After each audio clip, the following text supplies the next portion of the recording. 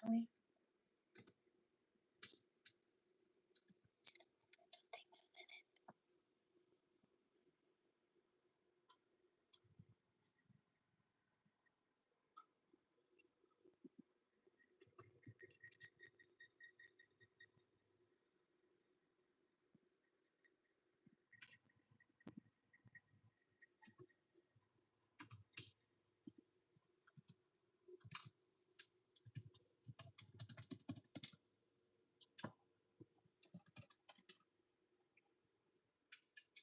Having the right game plan makes all the Having the right game plan makes all the Having the It has the audio. Sounded pretty crisp.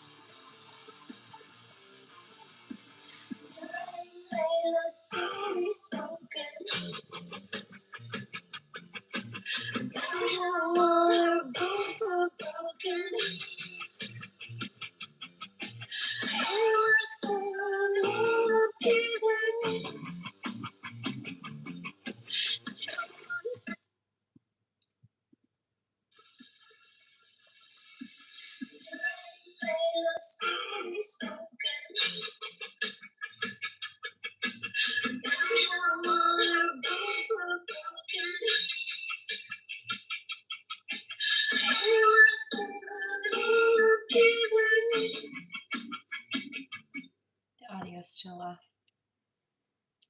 Could be worse, but it could be way better.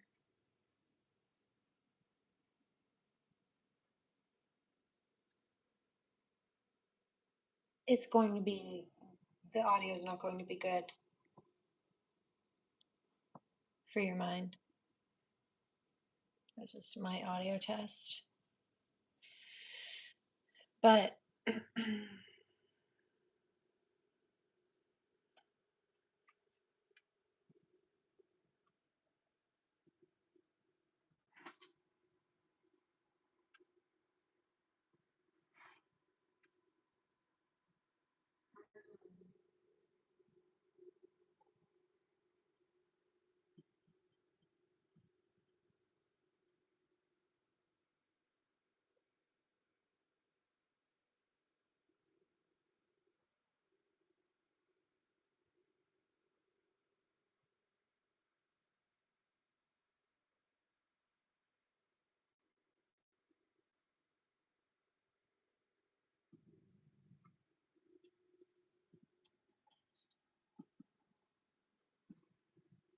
okay, so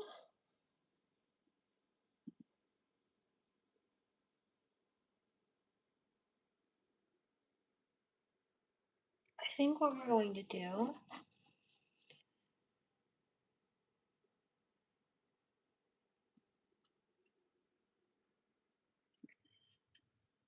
is just true crime it out for a while.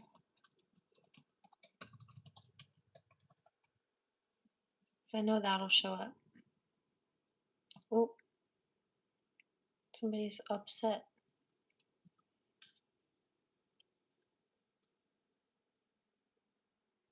Why? Karmic. Some cases. It's a mixed bag though. The music is not going to sound clear right now. There's also, let's do this, a water documentary. I'm interested in hearing. But I think I want to do some yoga.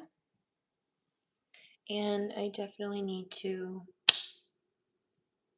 hydrate and make a snack. Really, I should make something substantial, but I'm going to start with something. I don't know. We'll figure it out.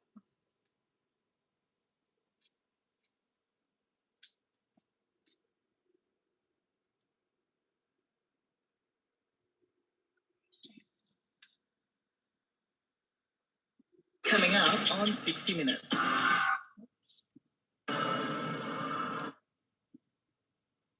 Why are you so mad?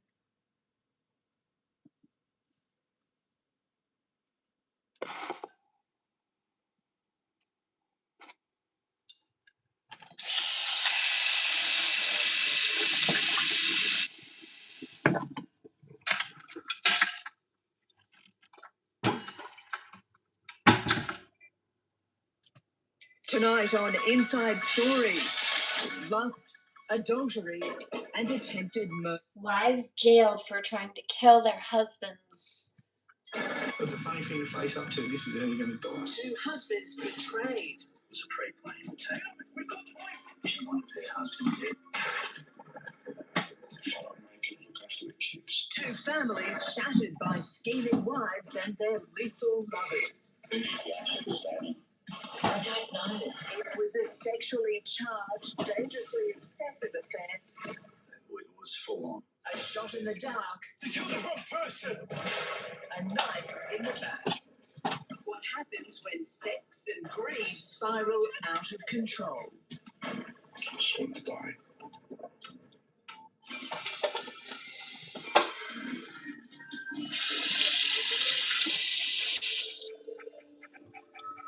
Hello, I'm Layla McKinnon. Welcome to Inside Story. It would be hard to find 2 men who were less alike. Joe Ricks is a farmer, a knockabout kind of bloke. Chris Satio, a millionaire businessman used to the good life. But there were some striking similarities. They were loving husbands, devoted fathers. And in both cases, someone wanted them dead. Someone very close to home. 2 couples, married and very much in love. Or so it seemed.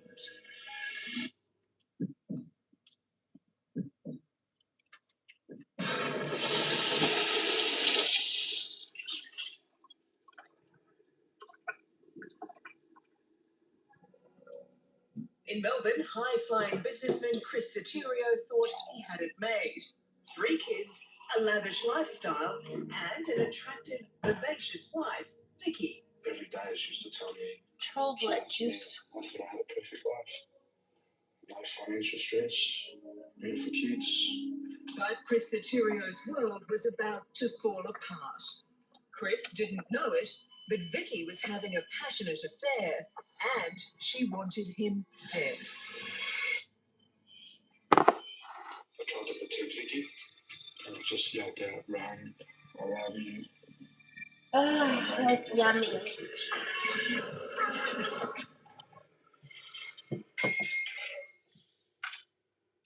Just come here to confess, and that's what I want to say right now. Okay. This is a story about greed, betrayal, and crazy obsession. And the evil, adulterous women you'll meet tonight, Vicky Satio and Andrea Ricks, both had a seemingly insatiable lust for their lethal lovers. The whole neighbourhood, yeah. How do they know? Usually pick him. Oh, right. Yeah, he was there nearly every single day. No other man exists in my eyes ever.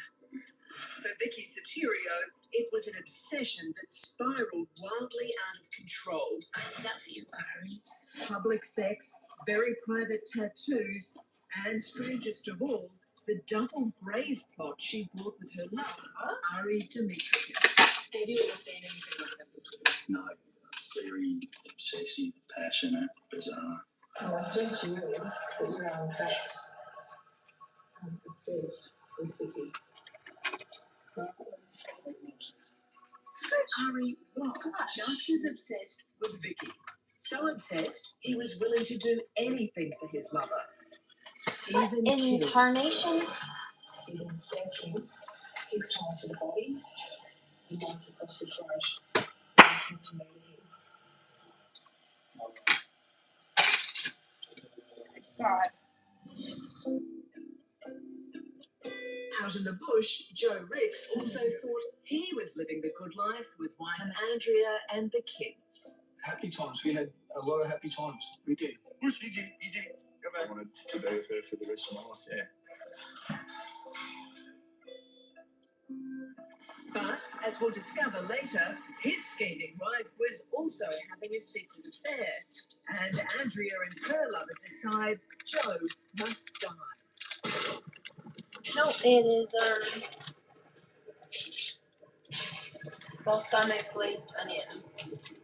Joe's only been shot 3 times and he has no idea why.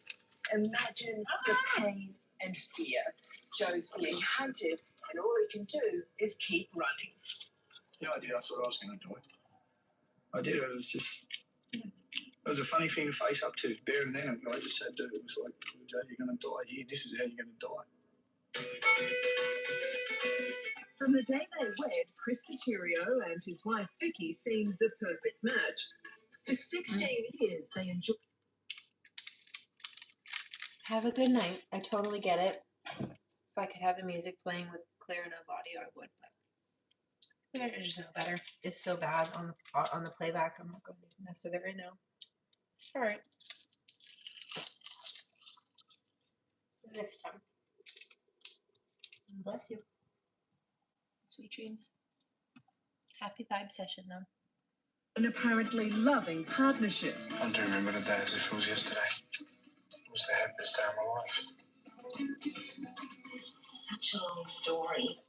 But Chris, a wealthy civil engineer, would discover Vicky wasn't the devoted partner he thought she was. When did you organise it? When did I organise it? And their happy marriage was a sham. Every day it's just to tell me she loves Sweet me. dreams, everybody heading out. Till death do us apart. Little did he know it, but that solemn wedding vow, till death us do part, would very nearly become a chilling epitaph for Chris Satio. In 2008, Vicky rekindled a relationship with former boyfriend chauffeur Ari Dimitrakis.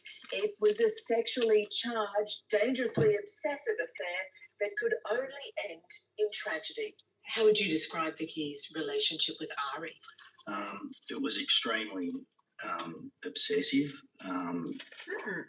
They had tattoos on each other's body representing their love for each other. They were in constant phone contact with each other. There were numerous text messages, love letters. It was full on. As the intensity of their relationship escalated, the behaviour of the secret lovers became increasingly bizarre. They actually purchased a joint grave plot together where they would ultimately be buried. There was a particular witness that even saw them passionately kissing each other at the cemetery. So they wanted to be together for all eternity. Then came the fantasies about murdering Chris. On numerous occasions, she said that Chris killed. And to appease Vicky, Ari would say that he would organise it. He hitman. He would be able to have it done, and Ari believed that as a result of these conversations, Vicky would become aroused, and it would influence their sexual experiences.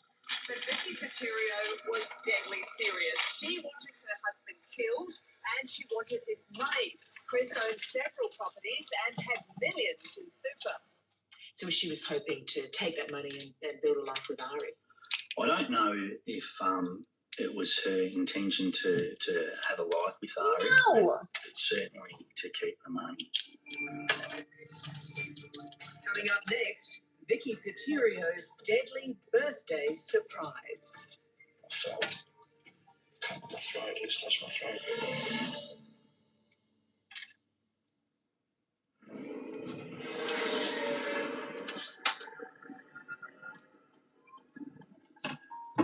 By early 2010, Vicky Satio had convinced Ari Dimitrakis to murder her husband. They decided to kill Chris on his 44th birthday, January 2nd. Sometime that day, Vicky met Ari in a park and gave him the murder weapon, a knife. It's all set up. Meanwhile, Vicky played the loving wife, giving Chris a touching birthday card. My darling husband, Chris, wishing you all the best with everything you wish for. Thank you for loving me so much. Better. Your wife who adores you. Then Vicky told Chris she had something else in store. A special birthday surprise. She said, Was the audio better on the other one? Should I switch back? Or is it just as bad here? Because it's better on the other one. Adjust.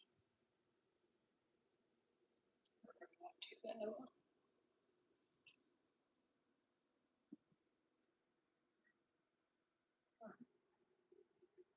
For being hacked.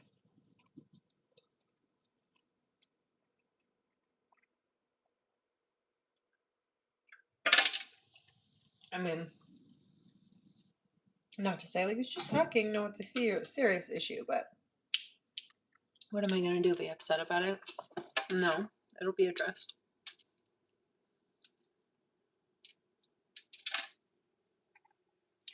That's a little baby one. Get out of there.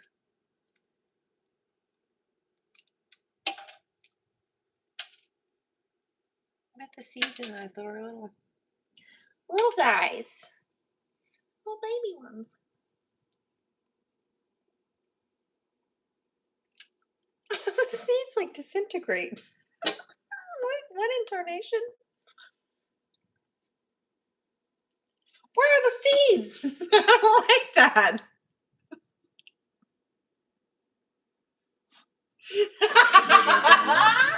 so no, are we? She wouldn't tell me where we're going. She wouldn't tell me who was going to be there. The couple set off for a Fitzroy restaurant where Vicky had organised a lavish dinner with friends. Unusually for her, she insisted on driving, parking in a secluded side street. And I said to her, why are you parking here? And she said, I was parking when I came out with the girls. Come on. Yeah, it's tamarind, not peanuts. Exactly. So when you bite into it, it's supposed to have a seed inside. Those tiny little baby ones. It was like just smushy. I don't know what happened to the seeds, but I didn't enjoy that. It was very confusing in my mouth. We're running late. Alpha Oogry was a regular haunt for Chris and Vicky Satio. And with 5 friends, they celebrated in style, eating, dancing, drinking. Although Vicky did leave the restaurant at one stage during the night. She was missing for at least 20 minutes, and we believe it's possible that she could have met up with Ari. There was enough time for her to show Ari where their car was parked and plenty of time for her to get back. It was a great night. Good food, good wine, lots of dancing. At the end of the night, the revellers decide to kick on. CCTV footage shows Chris and Vicky walking back to their car, bound for a city bar. Or so Chris thought. And I noticed a guy crouching near our car. And I asked her, is he breaking into our car? And she was very quick to respond, no, I don't think it's our car. It's the car behind. And again, I didn't think anything of it because I was about 200 yards away. We approached the car, and I'm just looking at this guy before I even had a chance to lift my head because it was still sitting on the curb there. I felt cut on my throat, he slashed my throat. I tried to protect Vicky. I just yelled out, run, I love you. If I don't make it, look after the kids. And then he picked up the knife and just came on top of me and started stabbing my torso, the front and the back.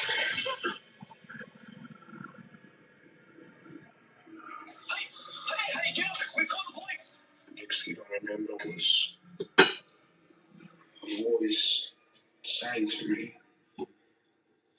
Chris, stay away Chris. I was a doctor that was walking by with his girlfriend. He hugged me. Stop the bleeding. I think it played a major role in saving my life. While the doctors were treating Chris, what was Vicky doing?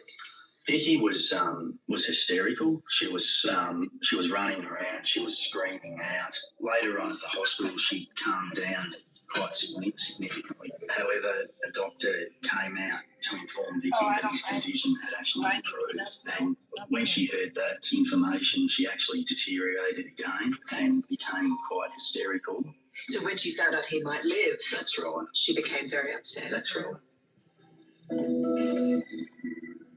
Chris was in an induced coma for 13 days. Vicky was constantly at his bedside. She'd been It's a loving tomato. life, visiting him every day, professing her love for him. Finally, Chris wakes and is told by his brother that there's been a breakthrough in the investigation. Police advised him that they're moving in closely, making an arrest. And then Vicky came about an hour later, and she was just crying and rubbing my face. And I mentioned to her that police are going to make an arrest. They're moving in closely. And I noticed that she went pale in the face. I was obviously seeing someone and it just happened. Although police had no evidence linking Vicky with her husband's stabbing at this stage, she thought they did. And out of the blue, she confesses to detectives of her affair with Ari and also to being involved in planning the attack. I've just come here to say that Ari and I organised it, and that's all I want to say.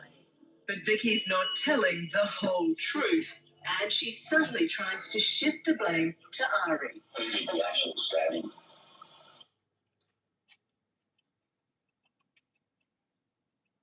I was getting downloads earlier about one of the high school bullies on my page again.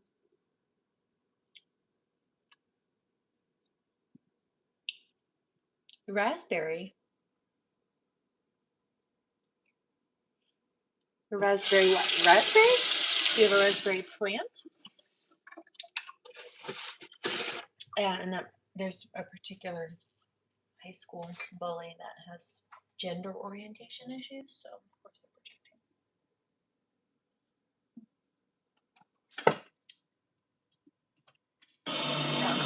Raspberry fascinating. I don't know. I get that. Honestly, Strain that? he said either he would do it or he'd get someone else to. I don't know. I don't know. He just used to come up with the ideas, and I just thought, okay, and I'm sorry for it. She knew why she was there, and she knew exactly what she wanted to say. Coming up, Chris Satio learns the terrible truth about his evil wife, Vicky. I was just gutted.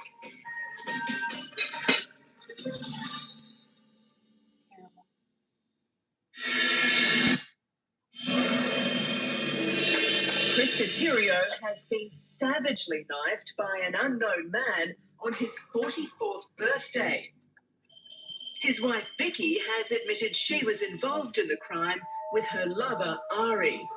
But he denies anything to do with the stabbing, or indeed the affair. It's alleged that you were involved in the planning and the attempted murder of Chris Satio.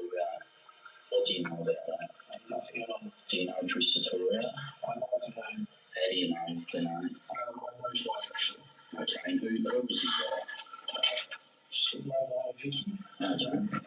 And how do you know Vicky? Just old friends. That's interesting. I love vegetables. But in fact, Ari was seen outside the Satirio's house almost daily. And Vicky was telling police the only person who didn't know about her affair with him was her unsuspecting husband, Chris. The whole neighbourhood knew. And how? Yeah, he was there nearly every single day for like 2 months. Finally, Ari admits to the affair, but still denies having anything to do with the stabbing. I put it to you, you wouldn't know if Vicky Satio and to Chris Satio again, so you could be with her. Why are you smiling? Because we actually spoken about us living each other's focus. It's alleged that you and Vicky Satio planned to murder Chris Satio.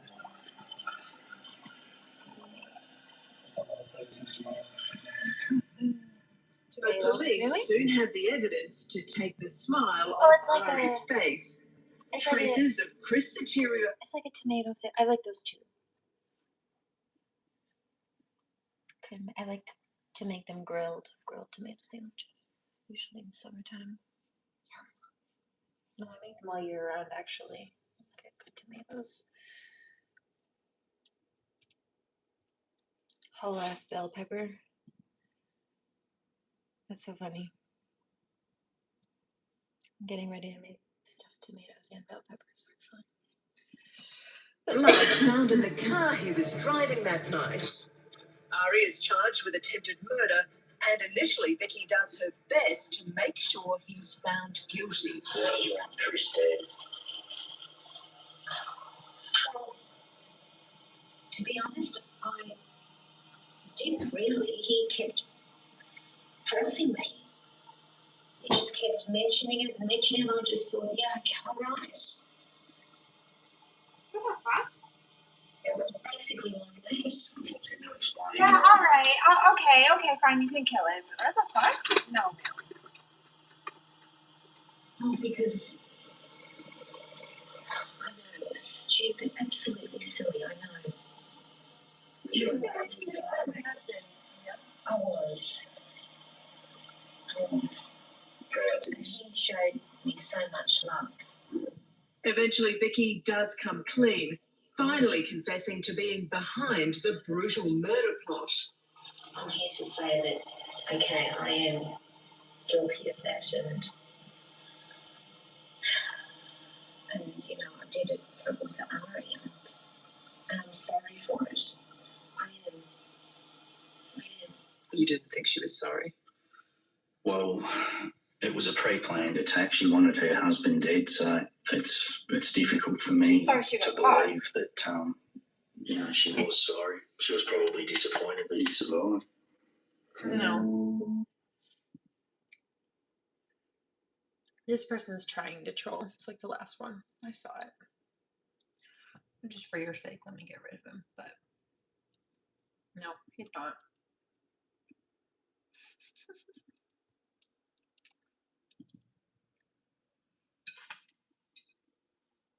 Yours not important.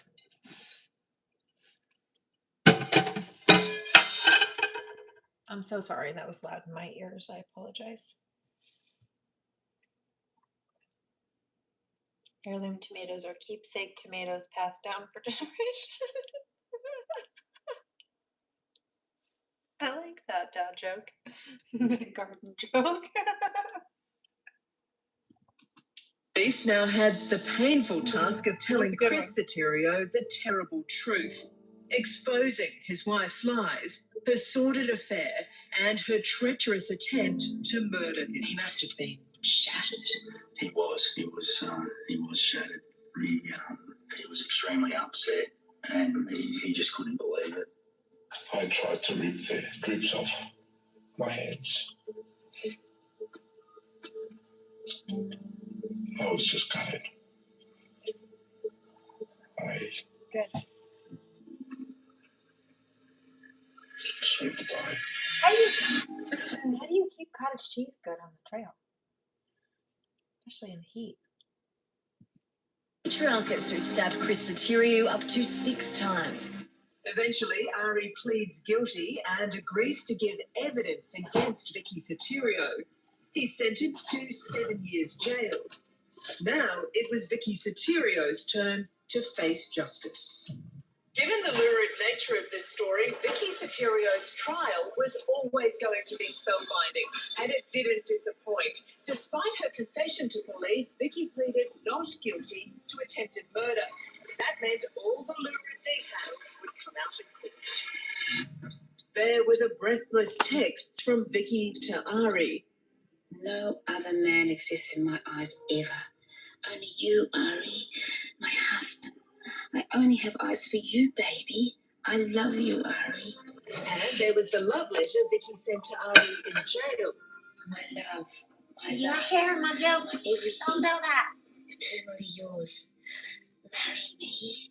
But most sleazy of all, details of their public sex. They were in a car park at KFC and they were checked by police, and Vicky was adjusting her clothing in the back seat, so they were having sex or in some sort of passionate embrace.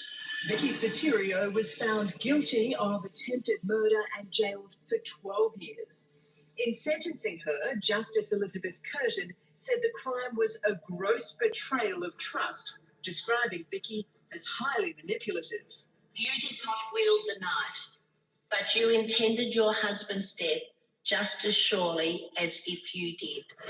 Her motive was to get all of the money, not a divorce settlement. How much money was she hoping for? All up, it would be in the vicinity of, I would say, at least 3 to 4 million. She is so cold. How would you describe somebody who does that kind of thing?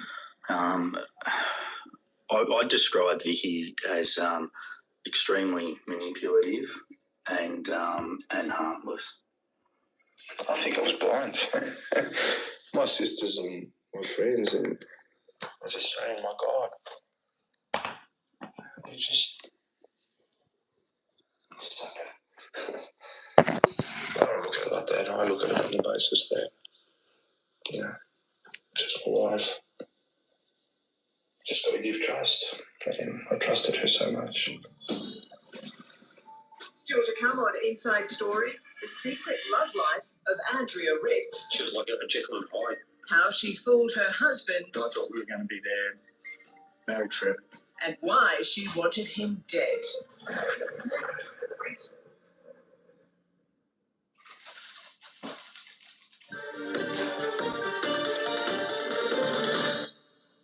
Like Chris Satirio, Joe Ricks thought he had it all.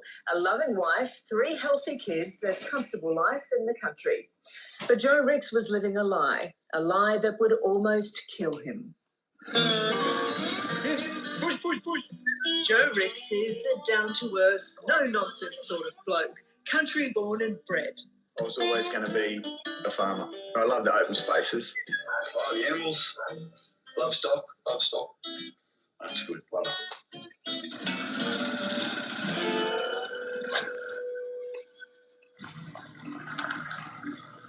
But Joe's ideal existence very nearly ended one moonless night on his isolated property near Parkes in the central west of New South Wales.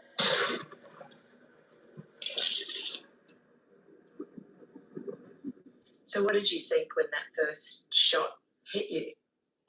I didn't know what to think. I thought my keys had exploded in my hand. I looked up and I seen the form of a person coming out from behind the tree just there. What are you doing? You killed the wrong person. I knew I had to get out of there pretty quick. It's a targeted murder attempt. But just who pulled the trigger is a mystery. There are certainly no clues in Joe's past. Black pepper. What kind of a life was it? Was it busy? Was it happy? Yeah, it was good. We had a lot of happy times. We did. Wouldn't change a bit. Wouldn't change anything, though. No, it wouldn't change a thing. Joe fell in love with Andrea while they were working together at a local store. See how that might be nice. I found Andrea very attractive. She was fun, so sort of country-minded girl, jeans and boots. And, yeah, so... And I already hear it before somebody's like, ew, strawberries and pepper. Well, there's pepper jam, right? Pepper jelly. Like, some people like hot pepper It's like spicy pepper jelly. So I can see how like a raspberry or strawberry, if done right with a bit of spice in it, would also be good, potentially. Especially raspberry, but that would be good. Raspberry, a little bit of raspberry and tomato sauce would be good too, actually. Be surprised. Yeah, I guess that's what was the attraction, yeah. They married in 1997. So what was the wedding like? Good. No, it was a great wedding. It was a lovely wedding. Yeah, not over the top, just sitting there down the ground. I'm not too flash. She looked lovely in the marriage. Yeah, she did. Their life together blossomed. Over the next 10 years, Joe and Andrea had 3 children, Jesse, Doc and Jack. I thought we were going to be there, married forever, yeah, and everyone was going to be together. What Joe didn't realise was Andrea's hiding a secret life. She was born on the farm. She wanted a better lifestyle. She had very expensive clothes in the house and had accumulated a lot of debt, which Joe didn't know about. She was like a Jekyll and Hyde. Who she was and was not who she was. While Joe looked after the farm and cared for the kids, Andrea went to work. In December 2006, she began an affair with a colleague, Terry Seeley. So Terry was a person who saw Andrea as an angel, I suppose you could say. I think he called her his princess at the time, and she liked being called princess too. Did Andrea seem madly in love with Terry? No, he was just a means to her end, I believe. And that end was money. Andrea wanted her husband's farm and his life insurance, and she convinces her gullible lover, Terry, to take part in her deadly plot. He painted a picture of Joe being a person who was violent, showing she'd even feigned injuries whereby she'd been out of the working on the farm and sustained a bruise to a body somewhere, like working with the sheep and doing things. She'd see Terry and say, "Look at Joe, didn't he?" She'd made him believe that if he didn't actually shoot Joe and kill him, that he'd wake up one morning to find out that Joe had killed her. The conniving Andrea has set her trap. Now she begins plotting Joe's murder, and in a bizarre twist, even steals her husband's own shotgun to carry out the killing.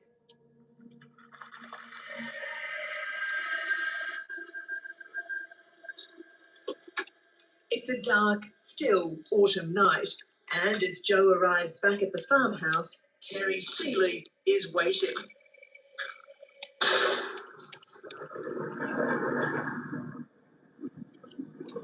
I could feel pain, a burning pain. Well, he's gone now. I knew that something wasn't right inside my stomach. There's a lot of blood coming from my right side, and I knew that wasn't right. What did you do? But then I looked up and I seen a shadow of a figure coming out from behind a tree. You killed the wrong person. I was yelling. I said, "What are you doing?" And what did he do? Nothing. He just pumped that gun and was going to shoot me again. I would have rather if he'd spoke. Probably told me something, but he didn't. No, he was just there to kill me.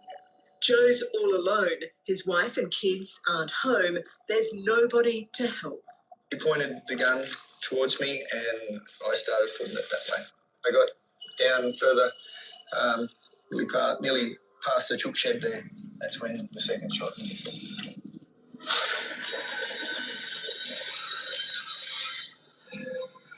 And that's when he shot me in the back. It just felt like 100 wasps just hit me in the back all at once. And, I kept running. He's fired 2 rounds at Joe, but Terry Seeley has 23 cartridges left. How far did you make it past the gate before he tried to shoot you? Oh, well, I got probably about another You'll have to loop around this. 50 metres, and he fired a third shot. Hit me in the back of the head, but it didn't penetrate the skin. So that was a sort of a first bit of hope. That gave me a bit of hope that I was making some distance between us. I just kept going the best I could. So now Joe's made it across the road and he's about to climb over this barbed wire fence into his neighbour's paddock. But any help is still 3 kilometres away. He's crippled by pain. He can hardly walk. And then he hears the gunman's car. He's coming after him and he thinks this is the end. I thought I'm going to die. I didn't know why. I just thought this is how I'm going to die. And what did you think of when you thought you were dying? I thought of my family. Thought of my wife, my kids. That I'd never see them again. Then a glimmer of hope in the distance. Lights from his neighbour's farmhouse. It was dark everywhere, but if I could just keep going and try and get some cover somewhere. Finally, almost an hour after he was ambushed, Joe is just about to reach his neighbour's house. He's bleeding and he's in terrible pain. By now, it's only adrenaline carrying him those final few steps to what he hopes will be safety and survival. What do you think he looked like when you came through that door? I always remember the look on their kids, on their children's faces. Without them seeing blood or injuries, the terror on my face would have been enough for them to know that something was dreadfully wrong. As ambulance officers try to stem the massive loss of blood, Andrea arrives. She was crying and trying to touch me and trying to grasp hold of me to cuddle me.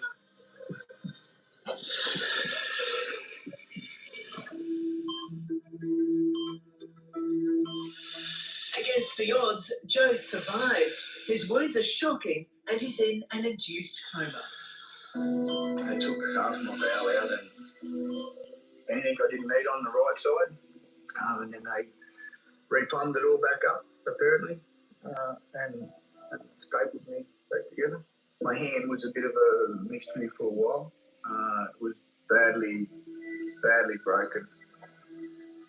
Joe's wife, Andrea, is by his bedside day and night. After a week, Joe emerges from the coma. It was comforting to have her there. She was affectionate and she'd hold my hand and touch me and tell me everything was going to be all right. Coming up next, the damning evidence that cracks the conspiracy wide open. But where was he when you discharged the first weekend?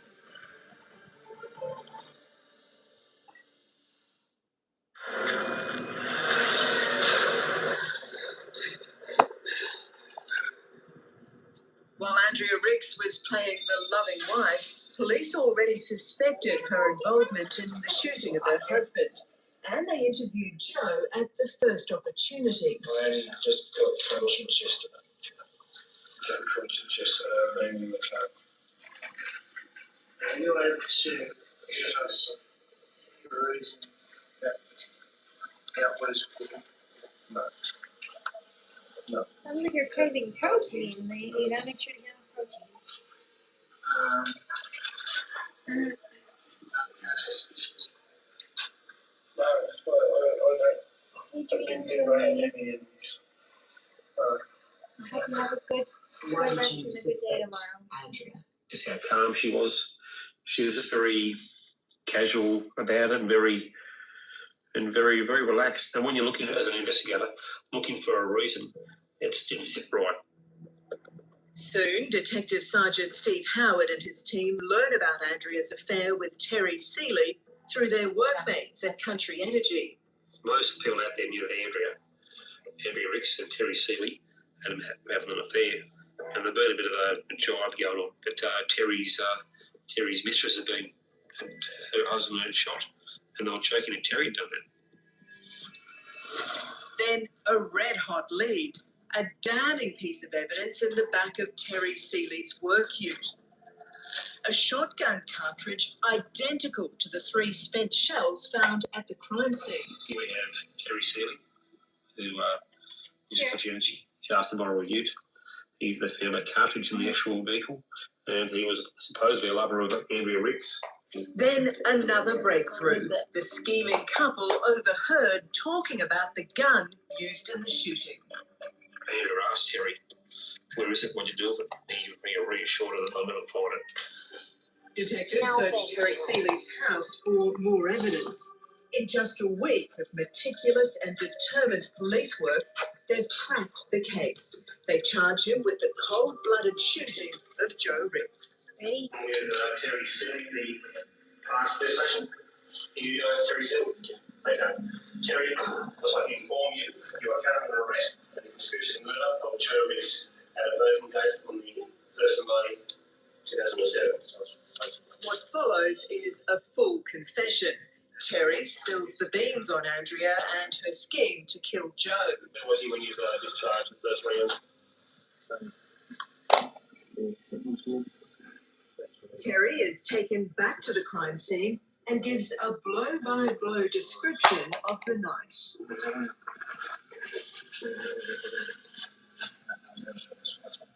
He tells police everything.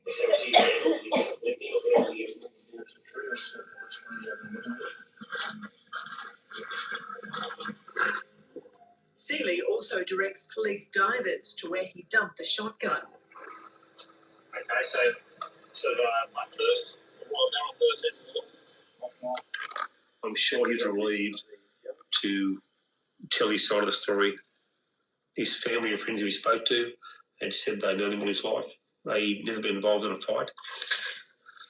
And he never fired a shotgun until this night.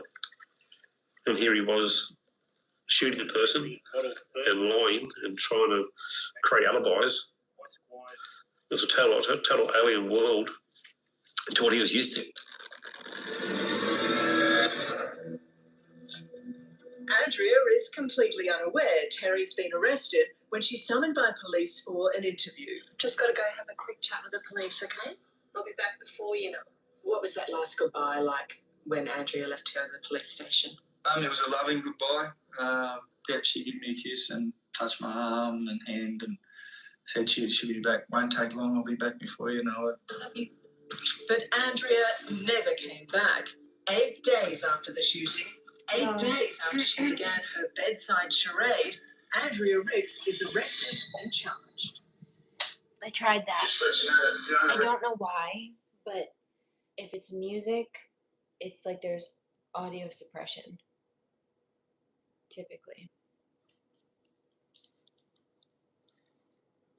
And so that's when it comes in and out and it's spotty.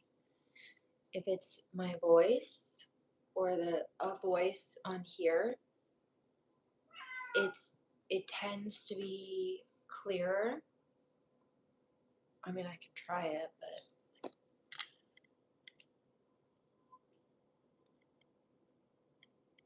no. So I have this one and another story lined up, but like.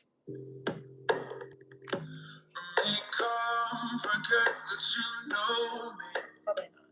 It's probably shit audio still. When we met, I can see dark side. Alarm bell.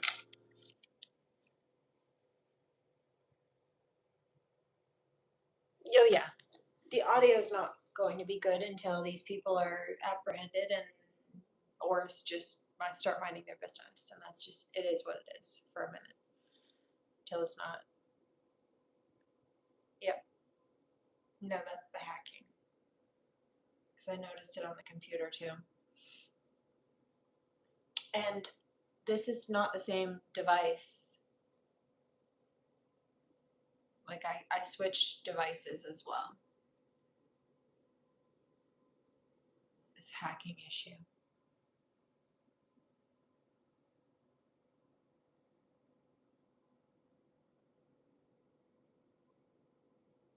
Yeah. No, it could be worse, but it could be better too. And we talked about this in the beginning. There are like 3 layers and levels to the audio interference. You know how over the course of my time here, there's, when the audio is cleared, there's like a sweet spot. For me, where my setup is based on the echo and like everything in my house, where I am, 2 notches down from full volume when it's on the laptop over here, chef's kiss. If it's a little bit under that, it's kind of hard to hear. If it's a little bit over that, if I'm singing, it kind of mutes the audios, and also it kind of ends up like tinny. It's just too high. It just starts getting, it's not agitated properly. It's not balanced properly.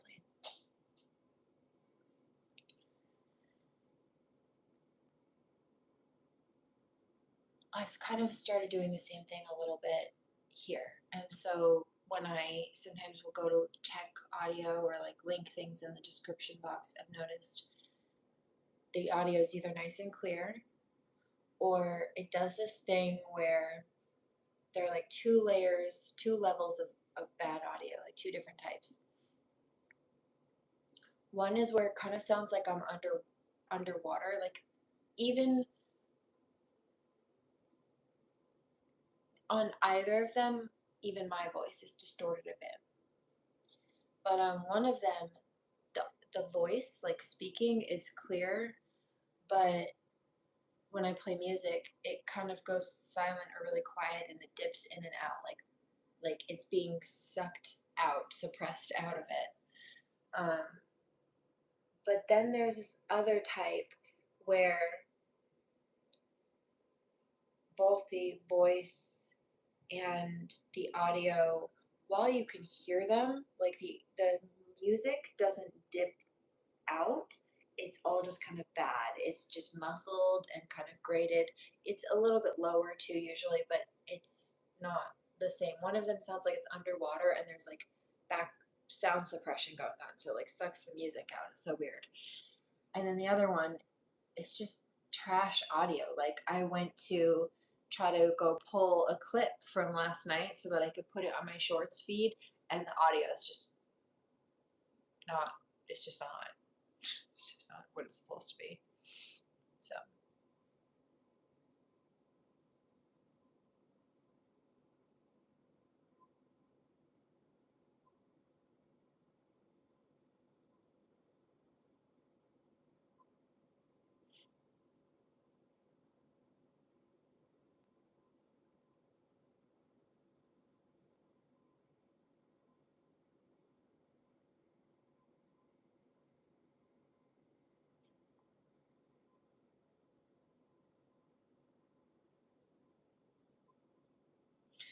yeah, but that's the thing.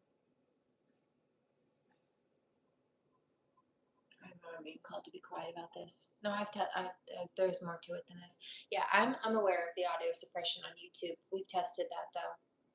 When the hacking's going on, whether I turn it on or I turn it off, it's still a problem. And there was a point the other day where there was a sound issue and I switched devices. It was the same account. It was still the YouTube app, but one device was clear on the sound quality, and then the other one was still not right.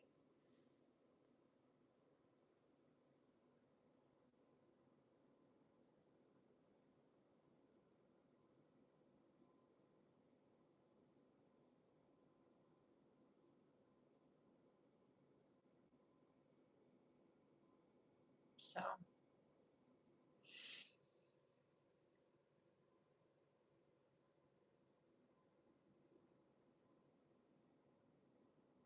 I don't know who that is, but no. Who even are you?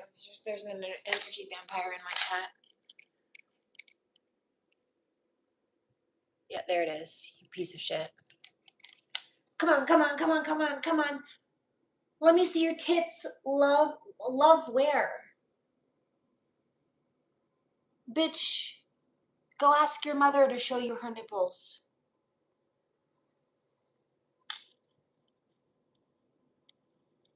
Look out my face.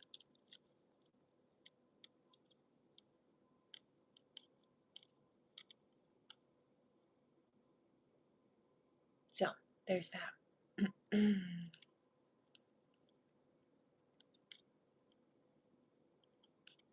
I'm not worried about it though. You know why?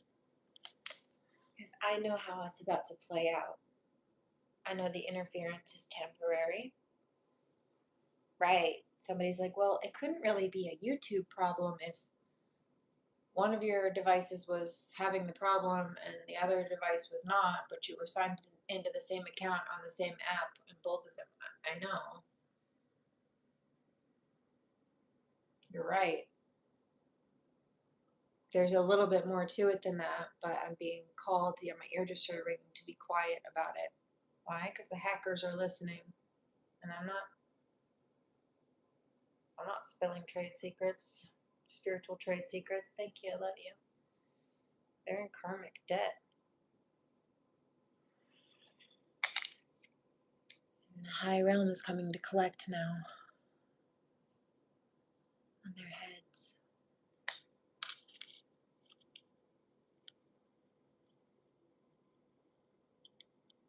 Conspiracy to murder. Going against Joe that happened on the 1st of May 2007. You understand conspiracy? No, it's alright. It's not alright. They're trying to interfere with my... How did she react to being arrested? It's not alright. They're trying to interfere with my stuff in my life. That part of it's not okay. It never was okay. It never will be okay. It's also why it's illegal. It's just delusionally unwell and unkind behavior. But they're going to be removed. I know how it's about to play out. And it's not what they wanted. 12/24 exactly. And so in the long run, they will realize that not only did they spend all of the time, effort, energy, in some cases money, to try to do all those things and cause blockages that were never going to be at all, or they were certainly not going to last, but they got themselves in more trouble spiritually and legally by trying to do so, and they got caught. So no. It's very cold. Andrea, I would say, you're one of the most cold-hearted people I've ever met in my life. There's no remorse towards Joe. No remorse was that hadn't succeeded in killing him. He's been totally oblivious to his wife's secret all along. Now Joe Ricks finally learns of her murderous plot. Everything just changed. I had to stop. I just had to stop loving somebody just like that. It sounds like you felt crushed. I was devastated, yeah. I lay there for hours, lay there for nights, just thinking about how she put on a good show. It made me question everything, not just from when I was shot, from prior to that, to my marriage, to what was real and what wasn't real. Terry Seeley's confession has sealed the fate of his lover, Andrea Ricks. The police evidence is overwhelming, but that doesn't make the trial any easier for Joe. What was she like during the trial? I made eye contact a couple of times. She was cranky. She was angry inside. She was... It looks good to kill, yeah. In the end, thanks to the outstanding work of the New South Wales Police, Andrea's sentenced to 8 years jail. Terry Seeley to 5.5 years. Do you ever think about him and why he did it? They tell me he was led round by his manhood. I would have preferred it if she went for a model or something. It might have seemed half worthwhile. What questions would you like to have been able to ask Andrea? Why? Initially, I'd like to ask her why she would do it to me, to start with. Why she would feel that she'd do it to our children. And whether it was worth it. Now, was it worth it? Coming up, the aftermath. How the survivors face their demons. I would trust people again, absolutely. That's good. He says he could trust people again. Joe Ricks is no quitter, and despite what he's endured, he's doing his best to move on. But his painful, enduring injuries make it difficult. I've got a lot of lead in my body. My lead level is very high, and we have to monitor that. Do you mind? Can I have a look? That's the zipper down the front. Oh wow, yeah. And that's why you can see the scarring.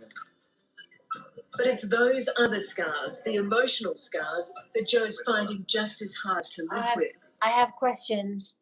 Who knows guns? I'm confused. He says he has a lot of lead in him from being shot. Did the bullets were they lead bullet? I'm confused. How? Why? What? Why lead? Where did it come from? The bullets, right? But you know how sometimes when people are shot, if like it's in a specific spot or there's a fragment, like they can't reach it without damaging organs, and so they decide it's just like better to try to leave it. It's not all the time that happens. They get things out if they can, but sometimes if it's in a specific spot, like it's just not, it might kill them to try to get it out. So it's less of a risk to leave it. But is that what happened? Like, were there bullets in him that got left that they couldn't get, and they've just been leaching that in his system? Or could he get, from like lead bullets or something, could he get lead poisoning that fast? I'm confused.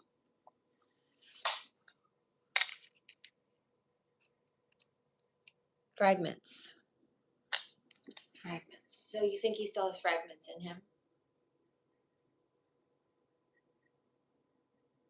Probably.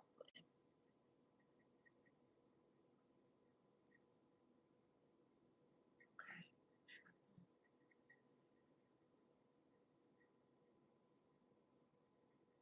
I wonder if it was just even just like passing in him or through him.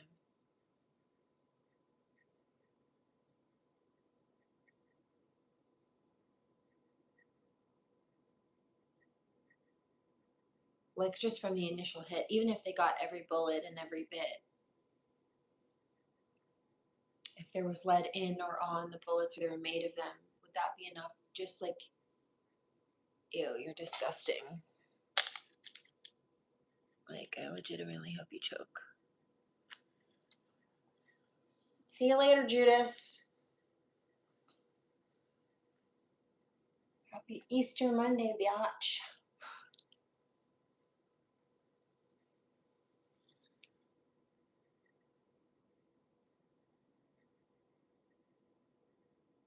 You don't get poisoned that fast in your bloodstream from a bullet. And that's what was it from the initial bit? Like, could it just have been from the initial bit, even if they got everything? Or are there fragments or pieces left that they're leaching? But remember, it said that he got hit in the stomach.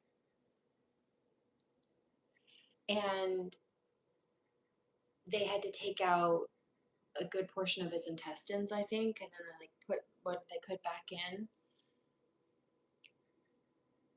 But when things are in your intestines, it's straight to the bloodstream. Especially if it bypasses the liver and kidney. So that could, theoretically, it makes sense to me that if there was lead in the bullets and it went into his gastrointestinal system, it could have absorbed through his, like directly through his GI system and his blood. I don't know, but that would make sense to me.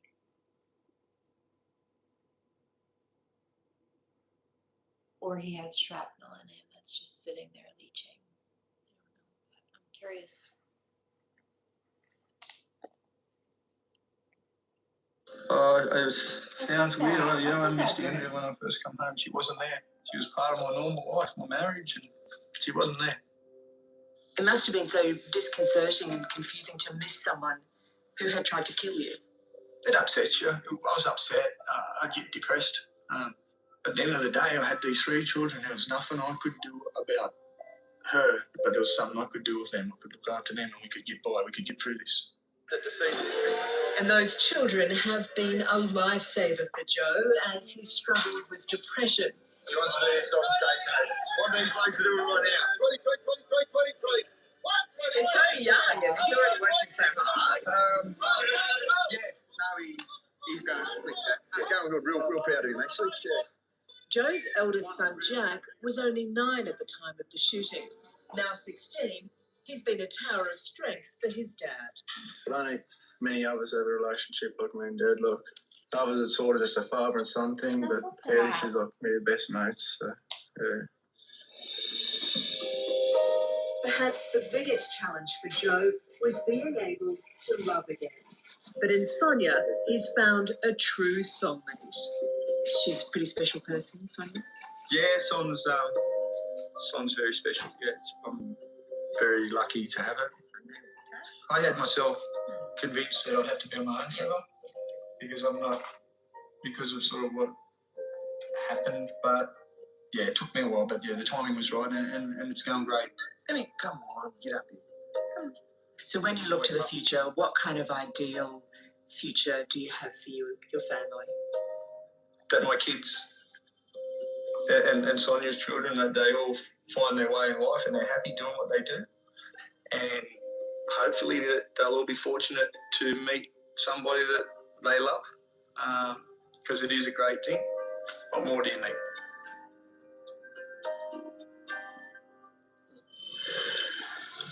Back in Melbourne, Chris Satio is trying to move on too. In one frenzied moment, his life was changed forever, but he's getting there, bit by bit. I'm pleased it's all over. And focus on the kids now. Start rebuilding our lives and Not only were his wounds shocking, Chris also fell into a deep depression after the attack. But he's using his experience to help others and plans to set up a refuge for victims of crime. He knows just what they're going through. I want to leave a legacy behind and I want to make a difference. And I will trust people again, absolutely I will.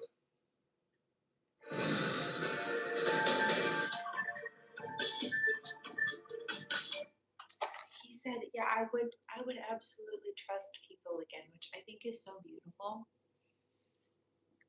It shows his resilience.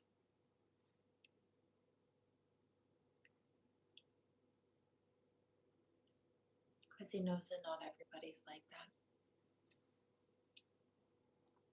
As far as the depression goes, I'm sure that has multiple layers, but keep picking up this big piece. I have so much empathy. I feel so bad for them.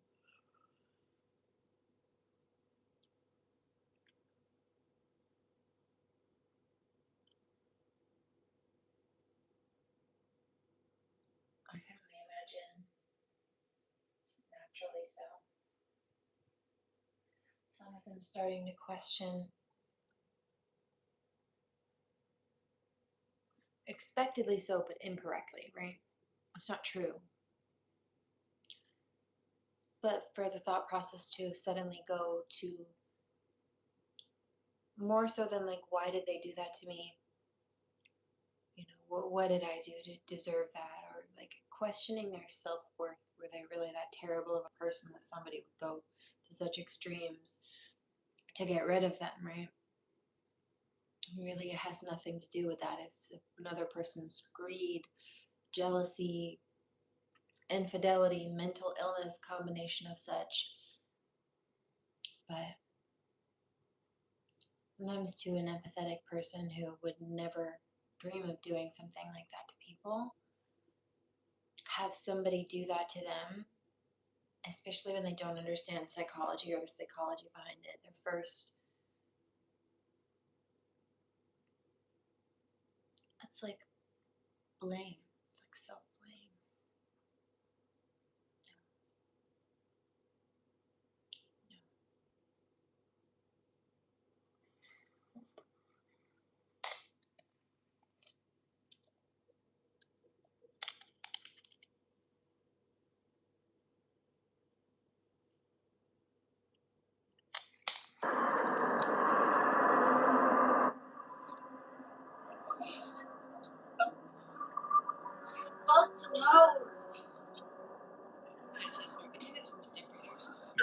the notoriously deadly month on the Great Lakes. Commonly known as the November Gale or the Witch of November, the violent storms that occur in the fall can appear quickly and last for days. The waters of the lakes typically remain warm late into the year as the weather in the area grows cold. This creates low atmospheric pressure that pulls in cold Arctic air from the north. Oh, this is 5 ships trapped by the Great Lakes storm of 1913. The username is Big Old Boats. And warm Gulf air from the south, creating unstable weather systems that easily generate hurricane-force winds and massive waves. These November storms have claimed hundreds of vessels on the 5 lakes. Most notably, the Carl D. Bradley lost on Lake Michigan on November 18, 1958, and of course the Edmund Fitzgerald lost on Lake Superior on November 10, 1975. Only 2 men survived the sinking of the Bradley. No one survived the sinking of the Fitzgerald. November's deadly reputation was established long before these 2 great vessels met their end. In 1913, a devastating blizzard with hurricane-force winds descended on the Great Lakes Basin, lasting from November 7th to November 10th. The storm was the deadliest and most destructive natural disaster to hit the Great Lakes in recorded history. Known as the White Hurricane, the Great Lakes Storm of 1913 brought nearly 2 feet of snow to the area, with sustained winds of 79 miles per hour and gusts of up to 90 miles per hour. Waves on the lakes reached an estimated 35 feet, with snow squalls creating whiteout conditions. There was little warning of the coming storm until late afternoon on Friday, November 7th, when Coast Guard stations and Weather Bureau offices on Lake Superior raised red and white lanterns, the rarely used warning for a hurricane. The next 3 days would forever change the Great Lakes. And when the storm cleared, the hull of an overturned freighter was found ominously floating on the surface of Lake Huron. With so many freighters lost in the storm, it would take weeks to identify the mystery ship. But the identity of this overturned hull was only a small part of a larger mystery that continues to baffle people in the area to this very day. To this very day? What happened? The Great Lakes are a geological wonder and an absolutely essential factor in the economic growth of North America. With a total surface area of 94,250 square miles, the Great Lakes contain 21% of the world's surface fresh water.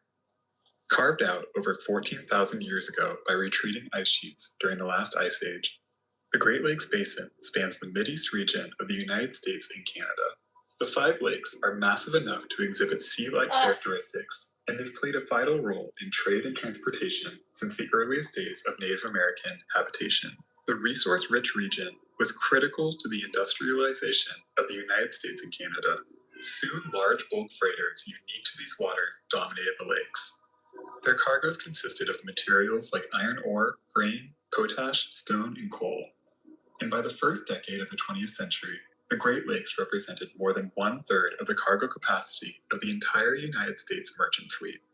With the lakes freezing during the winter months, shipping companies and their captains were frequently under immense pressure to efficiently transport the maximum possible cargo as late into the season as they possibly could.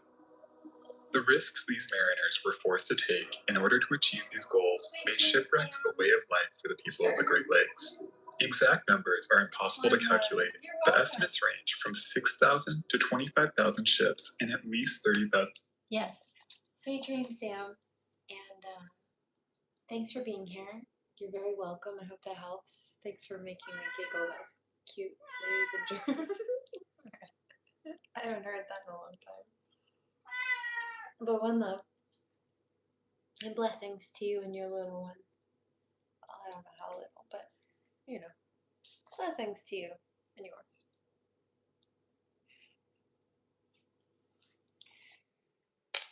Hey, kitty. I hope you're enjoying your game. Yeah, that's an interesting thought, Dan. I mean, chillin'. I don't know why I said Dan. Chillin', Dan. I love you guys, both of you. Lives have been lost on these waters. Many of these losses can be attributed to the uniquely dangerous storm systems that wreak havoc on the lakes in the autumn months. The 1913 season was a mild one, and by November of that year, the weather on the Great Lakes was unusually calm and warm. with temperatures reaching into the low 70s in some areas. But experienced sailors knew that it was only a matter of time before they were hit by a November gale. They just hoped that these storms would hit after their final runs of the season.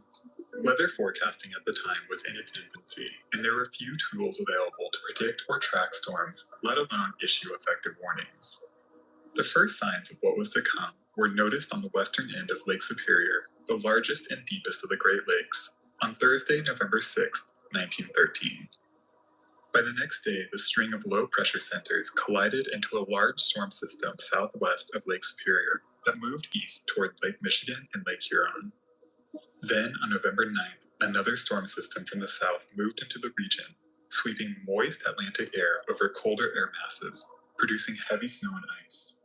Combined with extremely large waves generated by the hurricane-force winds, the worst of the storm slowly moved down Lake Huron on November 9th, the deadliest day in the history of the Great Lakes.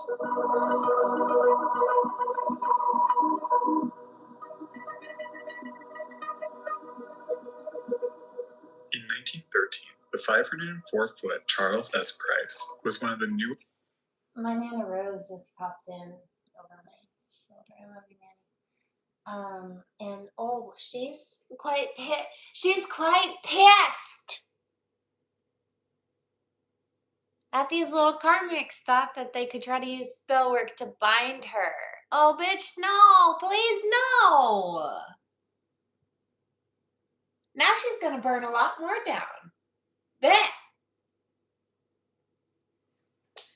And it wasn't the only ancestor they tried to bind. They tried to bind a couple of my military veteran ancestors too. Oh, bitch, you pissed off the spirit realm. No. Most advanced freighters on the Great Lakes.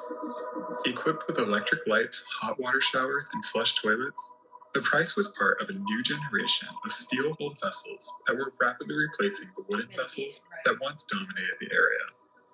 In the first decade of the 20th century, roughly half of the vessels built by U.S. shipyards were launched on the Great Lakes.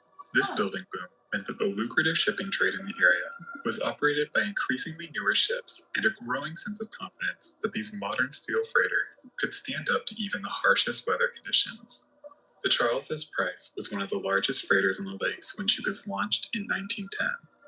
Built by the American Shipbuilding Company in Lorain, Ohio, the Price came in at 6,322 tons and was operated by a crew of 28.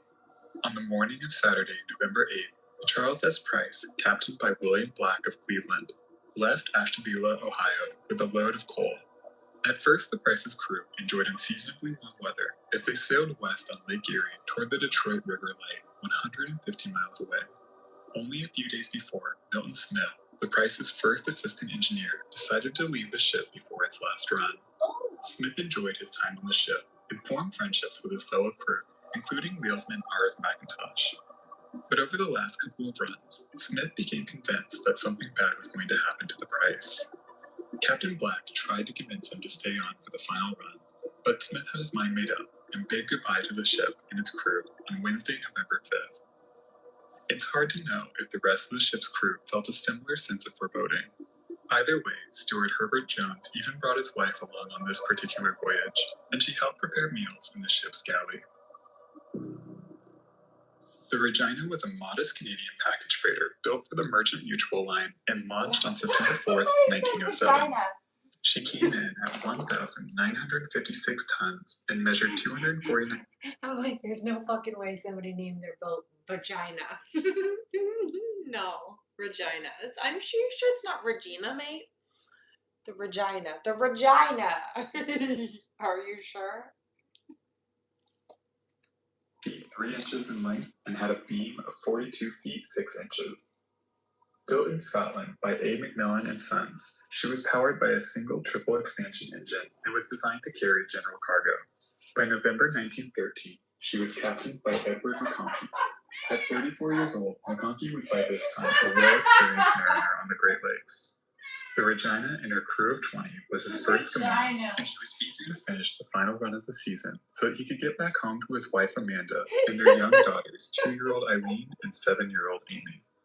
On the morning of Saturday, November 8th, while the storm raged over Lake Superior and the ReGINA continued loading her cargo in Sarnia, Ontario, at the foot of Lake Huron, Captain McConkey was unaware of the magnitude of the coming storm. Communications with the upper lakes had already been lost as telephone and telegraph wires in Michigan and Wisconsin snapped in the heavy snow and winds, keeping word of what was to come from reaching the captains on Lake Huron. By that evening, the Charles S. Price was passing the Detroit River Light.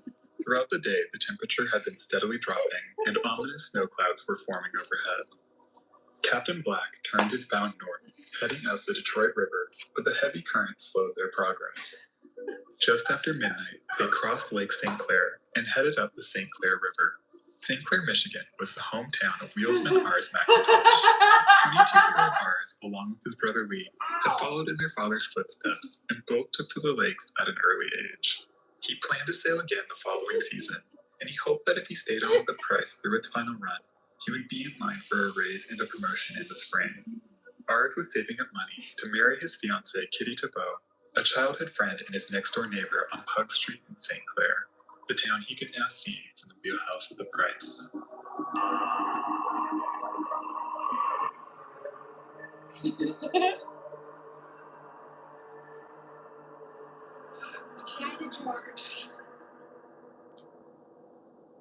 In the pre-dawn darkness on Sunday, November 9th, Captain McConkey of the ReGINA would have a clear view of the Price and other bulk freighters like the Matoa, the John A. McGean, and the Howard M. Hanna Jr. as they passed the St. Clair River on their way to Lake Huron.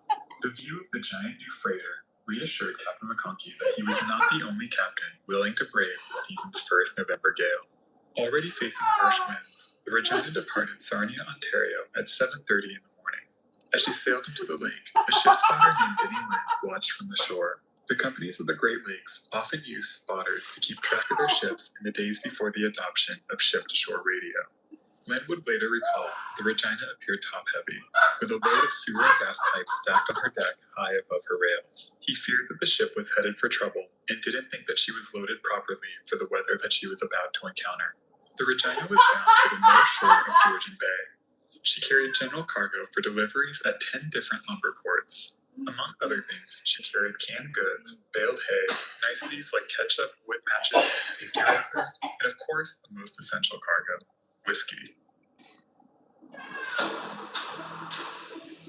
By noon, the conditions on Lake Huron were dangerous but nothing too far from an ordinary November gale. The low-pressure system that had swept over Lake Superior was now moving off to the north, and in some areas, barometric pressure was actually rising, giving reassurance that this was just a typical three-day blow, only hours away from clearing. But on board the ReGINA, Captain McConkey's optimism soon faded as a chill gale from the northwest began building and its barometric pressure again began to drop. By now, his small package freighter was getting battered by the largest waves the young captain had ever faced. As they struggled past the notoriously rough waters at the mouth of Saginaw Bay, the 50-mile-per-hour winds from the northwest suddenly shifted into the northeast and quickly climbed to well over 70 miles per hour, with significantly stronger gusts. At this point, Captain McConkey was faced with an almost impossible situation, and at around this time, he might have spotted a familiar sight.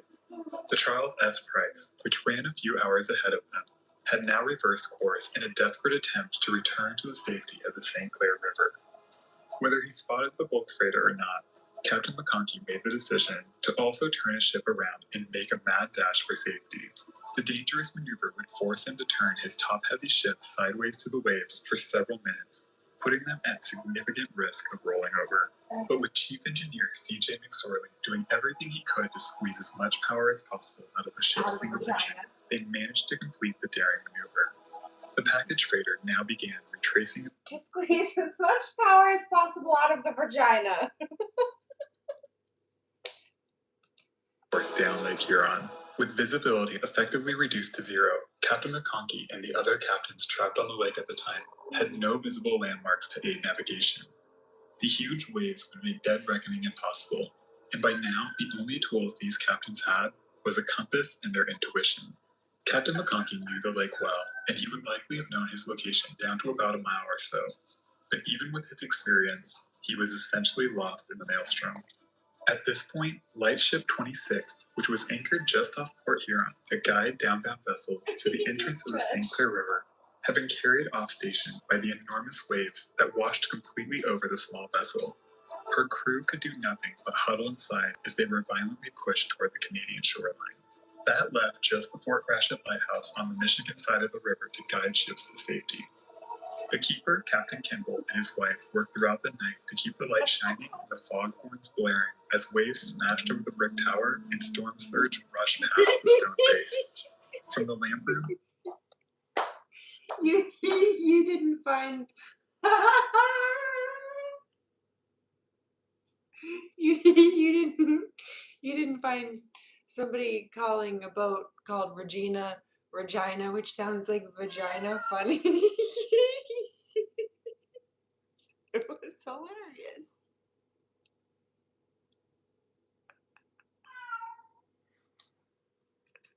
could see the small twinkling lights of ships caught in the storm as they struggled to make it to safety. One of those twinkling lights likely could have been the Charles S. Price, now only a few miles away as Captain Black searched the whiteout for the entrance to the river. He must have known that refuge was not far from reach.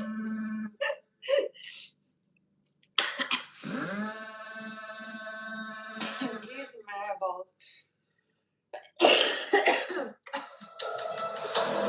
Further north, on the Michigan side of the lake, near the town of Port Sanilac, the ReGINA was also racing for safety when Captain McConkey suddenly felt a thump from deep within his ship that sent his blood cold.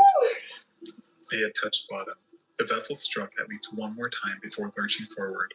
Her wheelsman instinctively turned the bow left, back toward open water, and the ship lurched free. The young captain was filled with dread as the wind and waves took hold of his ship. Water immediately began pouring in. They dropped anchor so that they could devote all of the ship's dwindling power to her bilge pumps in a desperate attempt to outpace the rushing water. At some point, he realized that the situation was hopeless, and the crew's only hope of survival was to abandon the sinking ship. Captain McConkey stayed behind as his crew loaded into two tiny lifeboats. Alone on the bridge of his first command, the 34-year-old Captain Edward McConkey reached for the ship's whistle and let out a long, unbroken shriek.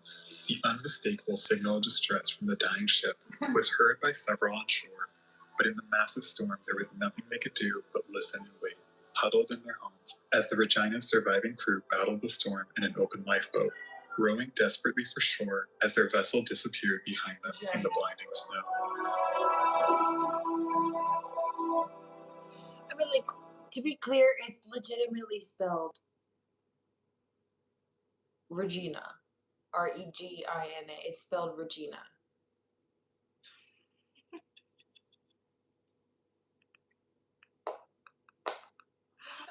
Here I am thinking he's saying vagina. The boat called vagina. Sir, what? What did you say? There's no way they let you license that.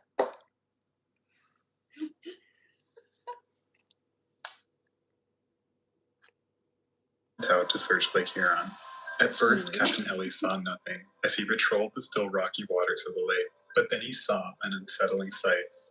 The upturned bow of a steel freighter, lazily drifting on the lake's surface. The discovery would soon... It's just our inner 13-year-olds having a giggle at the lunch table over a funny joke, that's all. Wide speculation in the press over the identity of what would soon be dubbed the mystery ship. It was assumed that the hull belonged to the missing ReGINA. By Tuesday morning, on the beach of Port Franks, Ontario, debris from wrecked ships began washing ashore. A lifeboat from the ReGINA was found in the debris, with 3 crew members still on board. Close by, more bodies from the ReGINA's crew were found, along with 7 bodies from the Charles S. Price. The ReGINA's wheelsman, Walter McGuinness, was identified by a letter in his pocket sent from his mother in Owen Sound, Ontario. Her letter asked the young sailor to be a good boy. Milton Smith was asked to identify the members of his former crew of the Price. He helped identify the body of Ars McIntosh and the chief engineer, John Graham. Just a side note, Damien's a fun chap. Damien makes me laugh a lot too. But, I don't know. Hey, what did you do?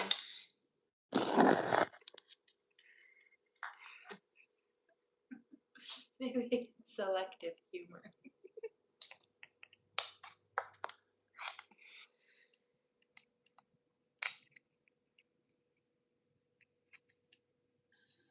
Strangely, groundwater was found wearing a lifebelt from the ReGINA. That discovery, and the close proximity of the bodies from the Price and the ReGINA, led many, including Smith, to believe that the two ships must have collided in the storm. But when a diver was finally able to examine the upturned freighter, it was soon confirmed that it was in fact the hull of the Price, and there were no signs of a collision. If and how these two tragedies are linked remains unclear. Some believe that one of the two ships might have come to the rescue of the other, picking men up in a lifeboat before their ship met its own fate. But it's hard to imagine exactly how that could have occurred. A depressing and perhaps more likely explanation was that the bodies of these sailors were looted before they were reported to local authorities, and the lifebelt was switched while the bodies were hastily searched for valuables. It's also possible that they were To be very clear, I really like this channel. I'm not taking a knock at the creator. I'm just taking the giggle where it comes, gratefully.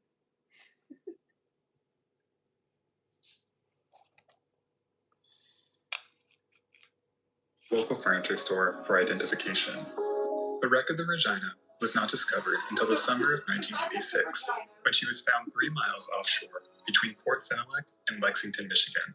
It was confirmed that she struck bottom multiple times. The wreck also gave clues to Captain McConkey's final moments. After sounding the distress signal, the young captain, having done all he could to save his doomed crew, likely returned to his cabin, where he waited alone in the darkness for the end to come.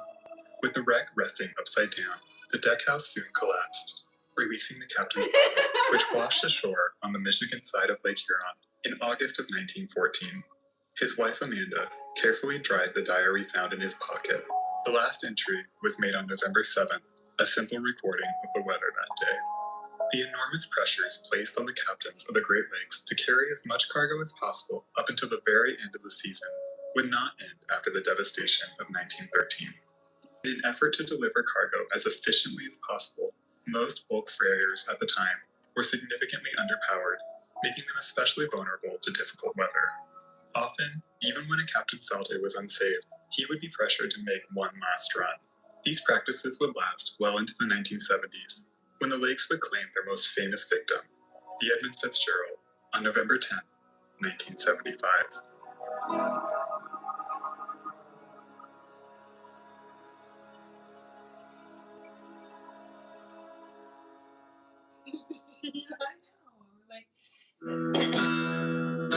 The wreck of the ReGINA, something about hit bottom. The wreck of the ReGINA hit bottom.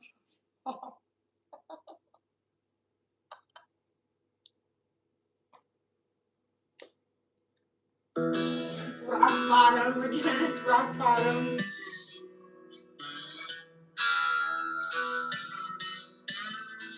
Oh. I'll take it. People sucked lately. The giggles are fun. In May 2013, 3 shipwreck hunters, Jerry Eliason, Craig Smith, and Ken Merriman, set out in their 22-foot sea dory to find. I'm picking some stuff up off of this photo. Let me show you. I don't know what exactly, but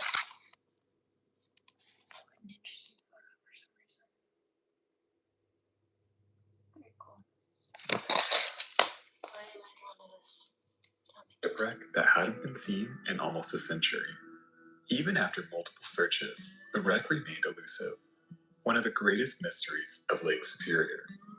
But the team hoped that this time would be different. They were headed to an area designated by Jerry Eliason's wife, Karen, a software engineer who helped narrow their search to a quarter-mile area roughly 30 miles north of Marquette, Michigan. As they arrived at the search location, they deployed their... There's some of these around here. They're like, they're wave breakers.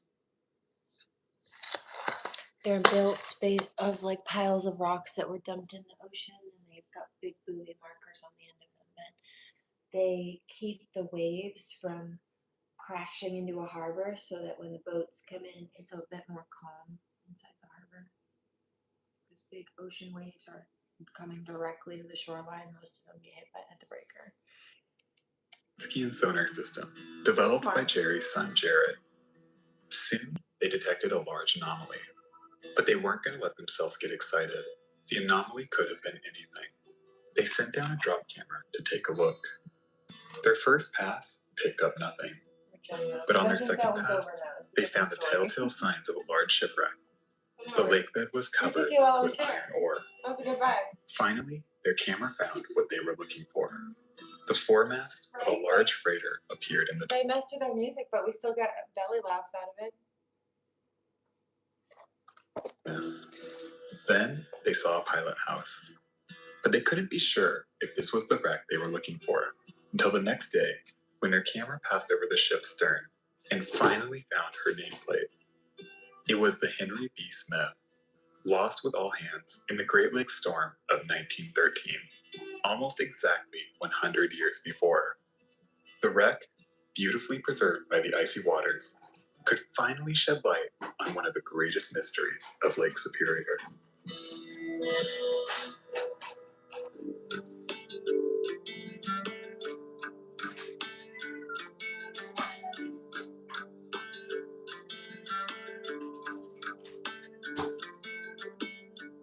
By November 1913, the Henry B. Smith was reaching the end of a disappointing season. The weather had been especially difficult that year, leading to a series of delays and costly late arrivals. The ship was owned by the Acme Transit Company, based out of Lorain, Ohio. The company's management had grown frustrated with the frequent delays and blamed Captain James Owen for the disappointing season. The 54-year-old captain had over 36 years of experience on the lakes. He was well loved by his crew, but he had a reputation for avoiding difficult weather. While avoiding taking chances with his ships and the lives of his crew would be commended now, in those days, this caution was frowned upon. A vessel that stays in port doesn't make money, and maximum profit was the #1 priority, even over safety. Captain Owen commanded the Henry B. Smith since her launch in May of 1906. Designated hull number 343, the 6,631-ton steel-hulled bulk freighter was constructed by the American Shipbuilding Company in Lorain, Ohio. She was one of the largest freighters on the lakes at the time, measuring 545 feet or 166 meters long, with a beam of 55 feet or 17 meters. She was powered by 2 Scotch Marine boilers that fed a single triple expansion steam engine, driving a single propeller. She was named after a prominent lumberman and managing owner of the Ludington Woodenware Company in Michigan. For this final run, the ship's owners were said to have issued a stern ultimatum to Captain Owen. Either deliver the Smith and her cargo on time, or this season would be his last with the company. This unreasonable ultimatum would ultimately have deadly consequences.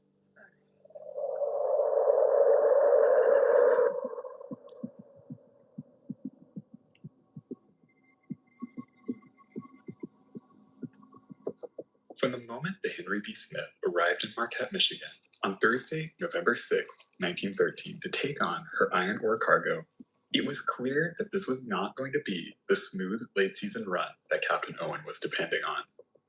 The ordinarily easygoing captain could barely contain his frustration. He intended to quickly load 10,000 tons of iron ore and immediately began their final run to Cleveland, capping off the season with one last on-time run, giving the ship owners nothing to complain about. Was a tomato. It's gone now. And balsamic glaze to put on it. It's delicious. But the weather had other plans.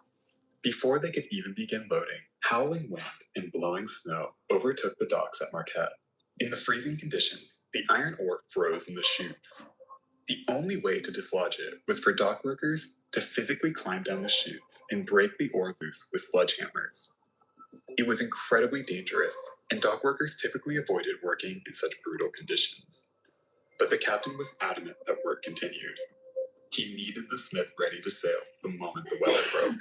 The loading began Friday at a painfully slow rate. When work ended early Saturday morning, the freighter was still not fully loaded. The dock workers ordinarily would not have returned until Monday, but Owen demanded that they return on Sunday, November 9th to finish the job. They reluctantly agreed, and the captain asked the dock superintendent to wire the company to let them know that they were coming. As loading was completed that afternoon, Captain Owen's spirits seemed to have lifted. The storm had lulled, and it looked like they were going to get the window of calm they needed to make this final run. He knew it would be rough, but after 7 years with the H.B. Smith, Captain Owen had faith that his ship, loaded with 10,000 tons of It made such a, what the fuck did he just say? moment for me and Alex. Said it. I was dead on arrival to that moment. Me too. Like every time he said it, it threw me back to the first time. I was like, wait, what did he just say? What was that? And then I couldn't unhear it. And then you get to that point where you anticipate the next one and it's funny before he even says it, and then he says it and it's funnier. Like the build up. Yeah. And what got me is that I've never heard anybody pronounce ReGINA, but it was spelled ReGINA. I don't know if that was the correct pronunciation of that name, but it was funny. Yeah, I know about the Edmund Fitzgerald. I think probably have heard most of these stories. Maybe there's some I haven't. I don't know. I've watched a lot of documentaries, a lot about the Great Lakes, actually. I really like those ones. or to steady her, could handle the conditions. He even felt that having the wind at their back helped them reach the Sioux in good time, making up for some of the time they lost loading. Chatting with the dock workers, he was noted to make a few jokes about the ship achieving disaster, but few shared his confidence. And now we'll forever At 4 p.m. on Sunday, November 9th, 1913, with the heavy northwest seas crashing over the breakwater at Marquette, the Henry B. Smith nosed out of the harbor into Lake Superior. One can't help but wonder how long it took Captain Owen to realize that the storm that had caused the delay was only just getting started. And we're hanging out in America. Yeah. Not to say the tea's not great and so aren't the manners, but the Great Lakes Storm of 1913 has many nicknames, but it's most commonly called the White Hurricane. He just wasn't. While it wasn't technically a hurricane, the blizzard brought hurricane-force winds that battered 4 of the 5 Great Lakes for days. The first storm system began forming over the western side of Lake Superior on Thursday, November 6th, and made its way east toward Lake Michigan. Weather forecasting at the time was in its infancy, and there were few tools available to predict the direction or severity of the storm. By midday on November 8th, the first storm system had passed over Lake Superior and was moving east through northern Lake Huron. To many experienced sailors on the lakes, this seemed to be the worst of it. A brutal but somewhat typical 3-day blow. I think this is the one. As the first storm moved east, Captain Owen would have recognized this pattern, but the storm system was anything but ordinary. As the first storm moved east over the region, another storm forming in the south. I think this might be the one where the wave was so big it snapped the boat in half. It didn't have anywhere to bend anymore. The waves split. One was way up and one was way down, or there was a dip between them, and the boat sat just right, and the hull was too heavy or something, and it snapped. Rapidly moving north, where it slammed into the first storm system late on November 9th. Over the next 24 hours, winds in the region exceeded hurricane force for extended periods of time. Wave heights were estimated at the time to have exceeded 35 feet or 11 meters. And modern simulations. I just started hearing, "We're the kids in America." Whoa. We're the kids in America. Whoa.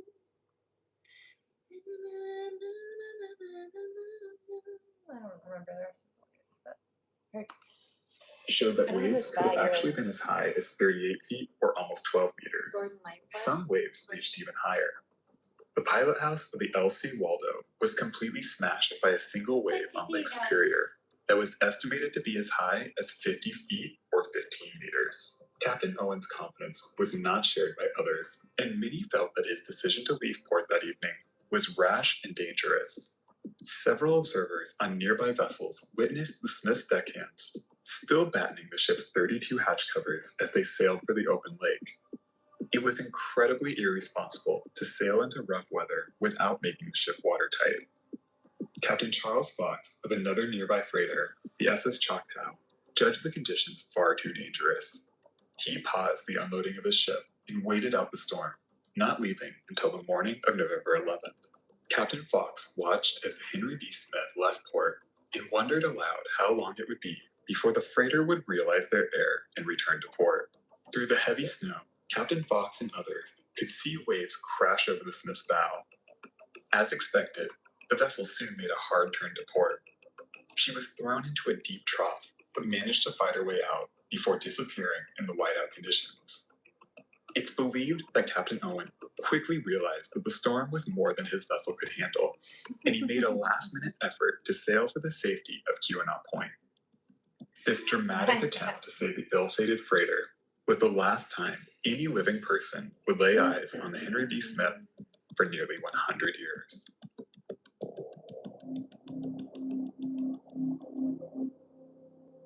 Lake Huron meets really? Hold on. You've seen where Lake Huron meets Georgian Bay during a storm. Some of the most intense storms I've ever seen were off Georgian Bay. Nobody can hold back from ReGINA. See, right back to the first one. I think it will forever be funny now.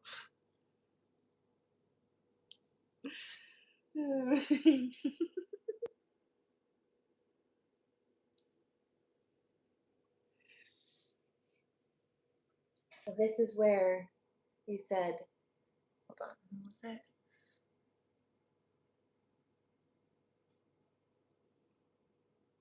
Where Lake Huron meets Georgian Bay. Oh, so does the lake open up into the ocean?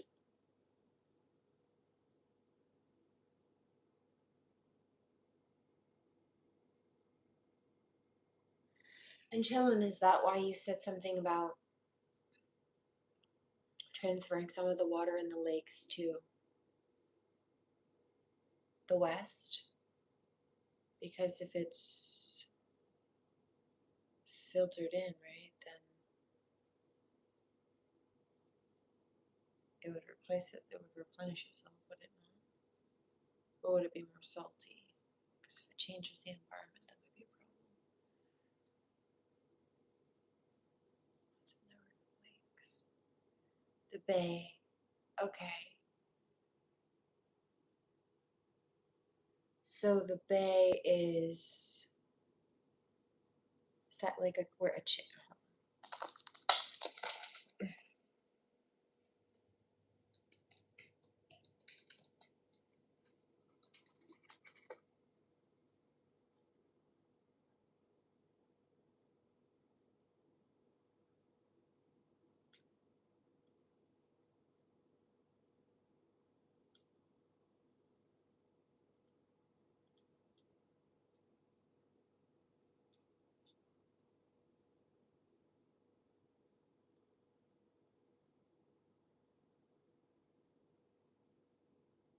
Misery Bay? Good grief.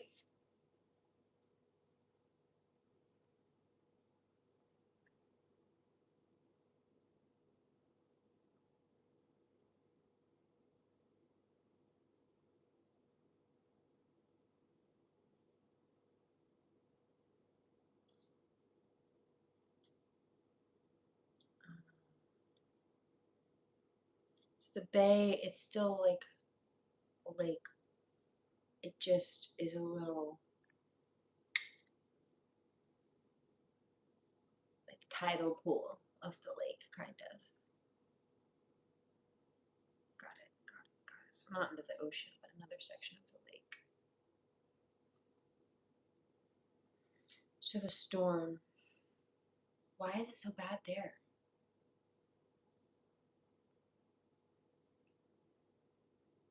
I wonder. conditions must be right in a specific way.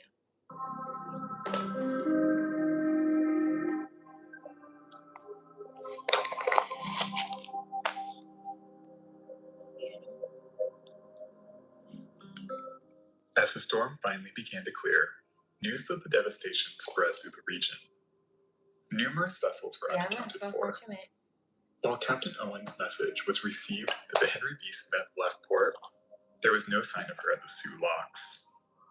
But for a time, there was hope that she was one of the nearly dozen vessels that were blown on shore by the storm. You know what I just started craving? Pickled beets.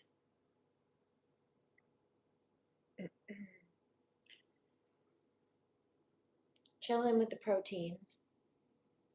I think I need to make a point to bump my...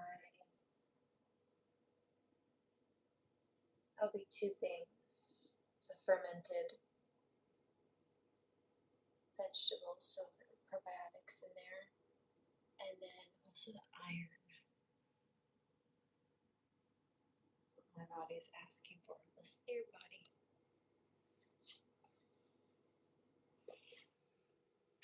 Stranded on some remote corner of the lake, Pickle Cheetos. information was scarce. At the offices of the Port Huron Times Herald newspaper, a father of one of the Smith's crew members visited, desperate for news that his son might still be alive.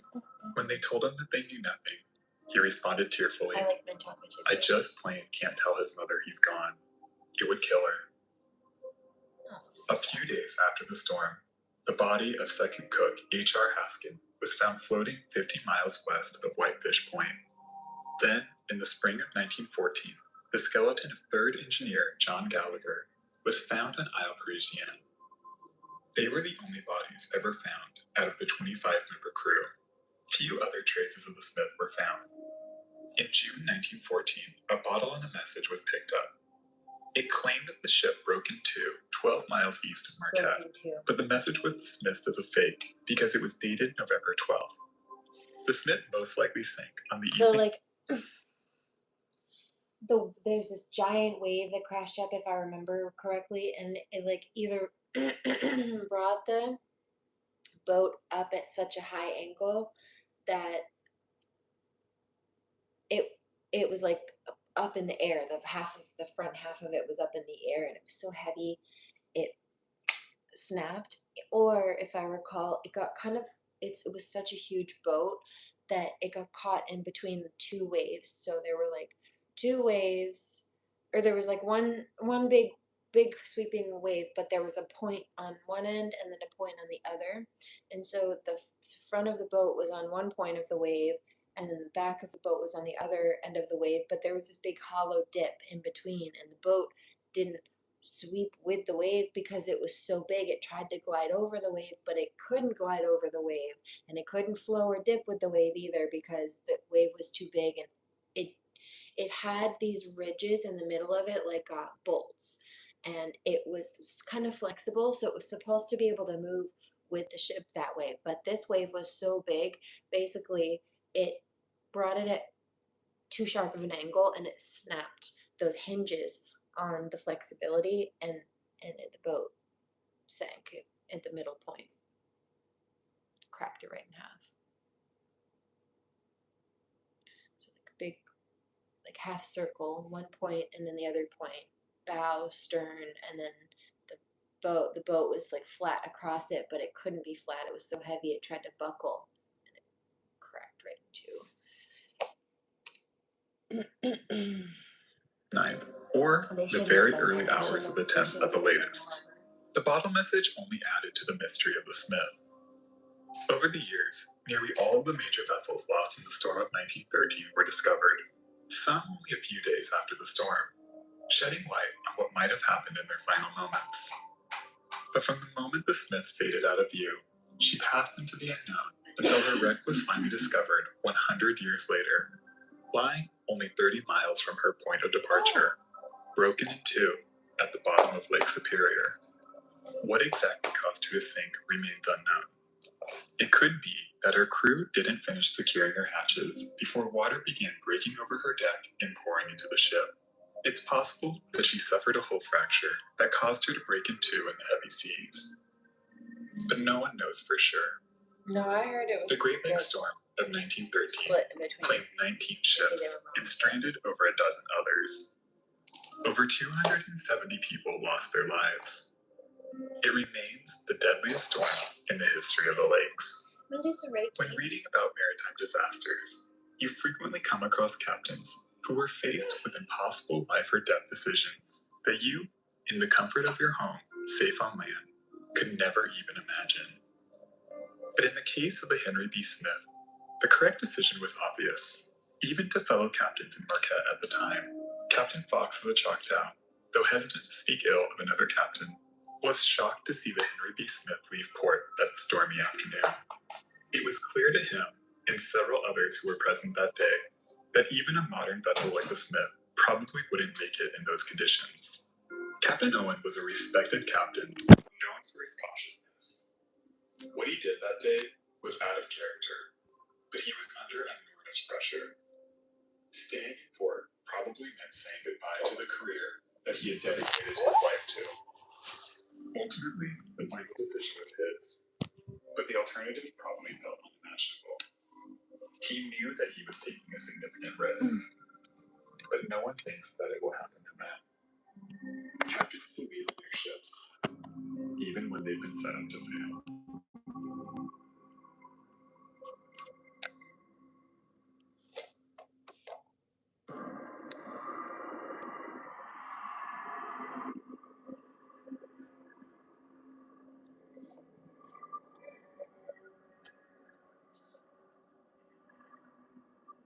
The Great Lakes Storm of 1913 sank 12 vessels. The devastation reached from Lake Superior all the way down to Lake Erie. Ordinarily, even the worst of river storms typically last around 3 days as they pass over the lakes, commonly known as a 3-day blow. Sailors know that if they find themselves caught on the lakes during a November gale, the peak velocity of the storm will usually last around 4 hours, maybe 5 if they're unlucky. 5 hours of heavy seas and winds reaching 60 miles per hour is enough to seriously endanger even the most experienced captains. On Lake Huron, November 9th, 1913, brought sustained winds of over 60 miles per hour for an astonishing 16 hours. With such a long period of sustained wind, waves on the lake easily exceeded 35 feet and hit with rapid succession, usually in a series of 3 that would relentlessly batter a ship. In the span of just 4 hours, 8 freighters dropped to the bottom of the lake, most of them capsized by the sheer force of the storm. I don't know. Not a It's single not person picking on up. board these vessels lived to tell what happened in those final moments, but a handful of vessels managed to survive the maelstrom, most of them ending up wrecked on the shore after being blown off course by the whiteout. One even intentionally grounded in a desperate attempt to survive. Their stories offer a glimpse into the final moments of those who didn't make it through the storm, as well as the grit, determination, and the sheer luck that it took to survive the deadliest storm to ever hit the Great Lakes.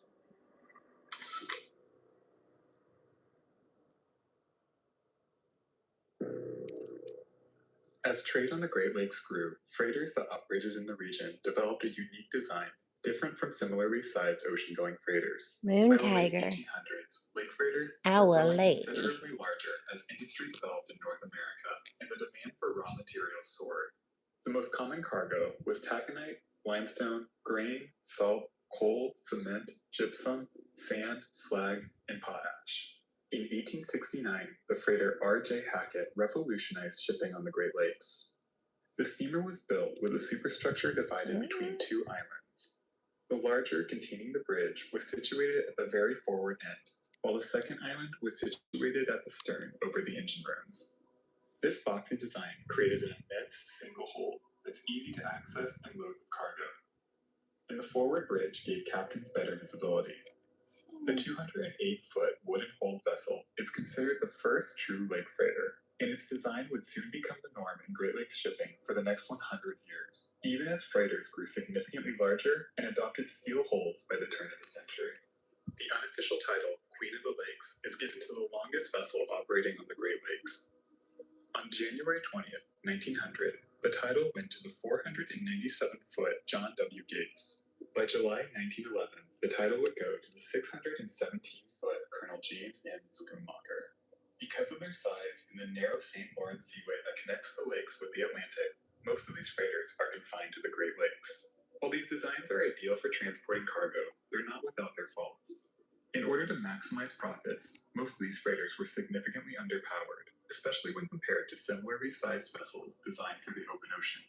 Lake freighters operating in 1913 were typically equipped with a single triple expansion steam engine capable of producing between 1,000 and 1,600 horsepower. Compare that to the Liberty ships built by the United States during World War II, 30 years later. The similarly sized vessels were powered by a 2,500 horsepower engine, and those ships were built as simply as possible to meet wartime demands. Technology in the early 1900s was more than capable of producing engines with more power, but smaller engines cost less money to build and used less fuel over the lifetime of the ship. Lake freighters were also typically loaded with the maximum possible cargo, using gravity chutes that left cargo like iron ore, coal, or grain in pyramid-shaped piles with steep sloping sides that left vessels more prone to rolling. This practice of carrying untrimmed cargo was heavily criticized even at the time, and it's a possible reason so many freighters capsized on Lake Huron in 1913. With all these factors at play, and the weather forecasting at the time only in its infancy, the challenges sailors would face if they were caught in a sudden storm would be immense. The storm of the magnitude seen on November 1913 was almost unsurvivable.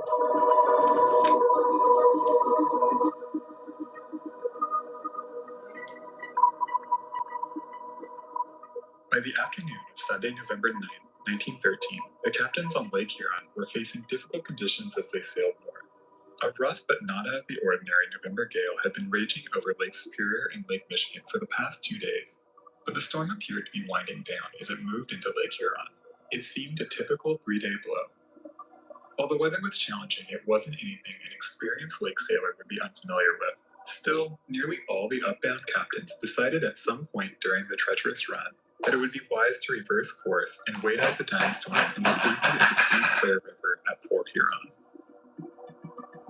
On the bridge of the H.P. Hoggood, Captain A.C. May realized that he had made a mistake. Earlier that day, despite posted storm warnings, he, like so many other captains, believed that this was a run-of-the-mill storm, nothing that his 434-foot steel freighter couldn't manage.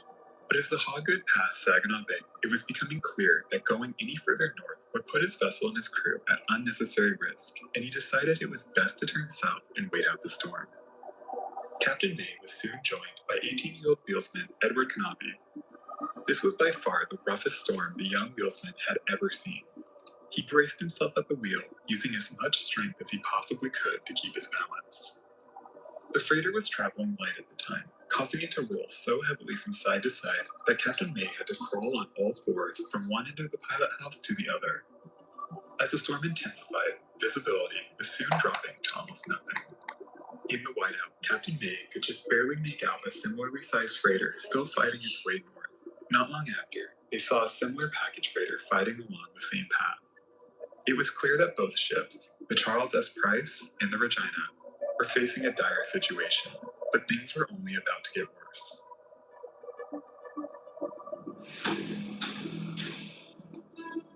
This is the last one.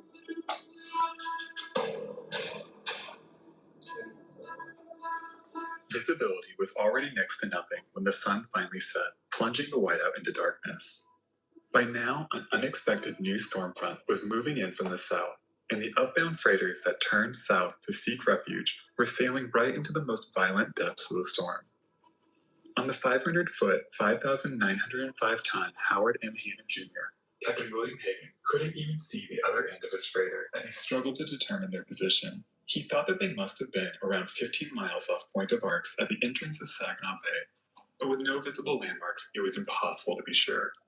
Then a 70-mile-per-hour gust of wind pushed the Hannah into the trough between two waves. 2 mountains of water on either side began to wash over her, and she rolled and tumbled so heavily that her propeller kept lifting out of the water, making it impossible to get the ship under control and heading back into the sea.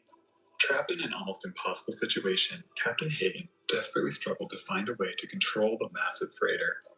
Then, when all seemed lost, he caught sight of a flash of light outside the iced-over windows of his pilot house. It was the Port Austin Lighthouse, only a few hundred yards southwest of the ship's port bow.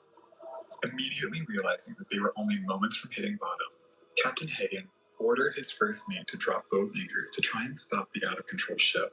Her massive anchors dropped, but it did nothing to stop the Hannah's drift. Soon a massive wave shoved her broadside into the reef, with her port side lodged into the rocks and the sea and wind smashing over her. The Hannah grounded only around 500 feet from the lighthouse. The conditions made it impossible to reach the opposite ends of the ship, and her crew was divided between her bow and her stern, with no way of contacting each other. The wind and the waves began to tear the freighter apart. Windows smashed in, and her superstructure sustained heavy damage. Her hull soon cracked at the 17th hatch, flooding some of her holds. Even her funnel was ripped off and came crashing into her aft deckhouse. Throughout the night, there was nothing her helpless crew could do but huddle inside and pray for rescue when the storm finally cleared. Salvation must have felt impossibly far away.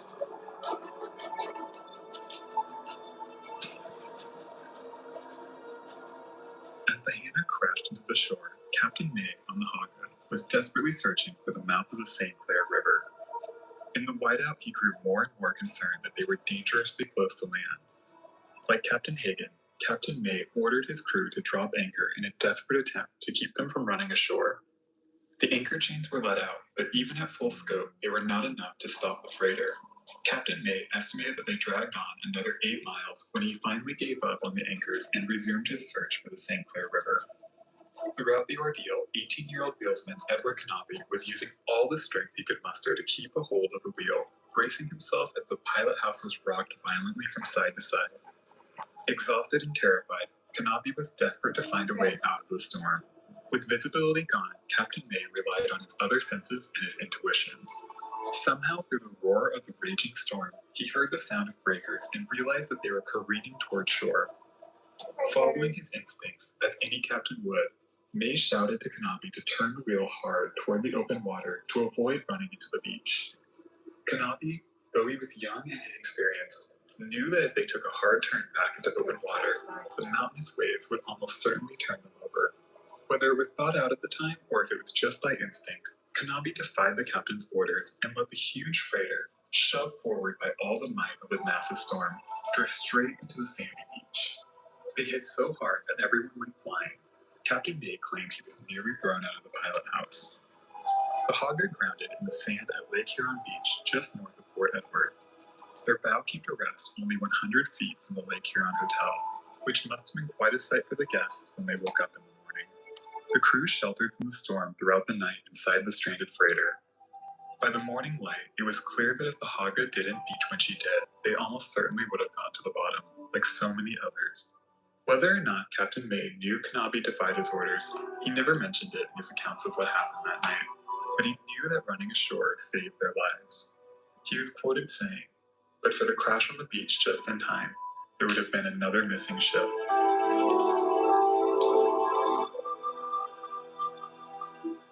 The Hogwood and the Hannah were heavily damaged in the storm, but both freighters were eventually repaired and returned to service. Most importantly, their crews all survived the horrific storm. They were the lucky ones. The Great Lakes storm of 1913 claimed at least 273 sailors. Captain May and Edward Canopy were probably the last people who survived that night to see the Charles S. Price, the ReGINA, and the Isaac M. Scott before they all went to the bottom. The crews of these vessels would live the rest of their lives with the scars of that horrific November. Most would return to the lakes as the memory of the whiteout passed into legend, a new benchmark for the severity of a November gale. For those who survived, it must have been impossible not to think about those who didn't. Why did the Hannah or the Hogwood manage to survive when the Price and the ReGINA were lost?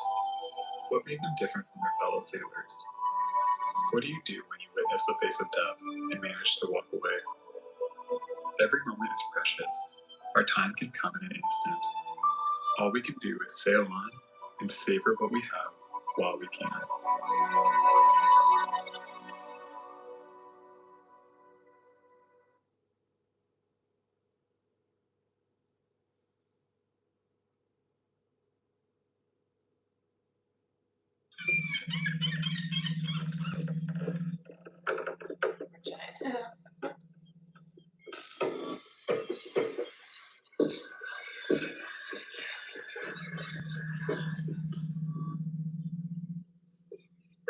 gray Monday morning, a young surfman named C.P. Brady sat watch at his post at the United States Coast Guard Station. He has great videos though. I love these videos. Aside from the nearby lighthouse, the two-story cedar-shaped building was the highest point in the area, with a view of the notoriously treacherous Diamond Shoals. Midway through Brady's watch, as the morning light slowly illuminated the mist, he saw a shape appear from the darkness. A massive, fully rigged, five-masted schooner soon emerged. The ghostly vessel, thrashed by the waves, rocked from side to side, stranded far out on the shoals, looking like a specter from another time. Neighboring stations Big Kinnikee, Creed's Hill, and Hatteras Inlet were all alerted and asked to stand by while the Cape Hatteras surfmen sprung into action and prepared to rescue the stranded sailors. But when they arrived on the beach, the January winds and heavy surf made it impossible to reach the stranded schooner. She was far enough away that they couldn't make out her nameplate or home port through the mist, even through a spyglass. With no way to reach the ship, and apparently no one on board needing rescue, the surfmen had no choice but to wait until the weather cleared before they could investigate the ghost ship that sat stranded on the Diamond Shoal.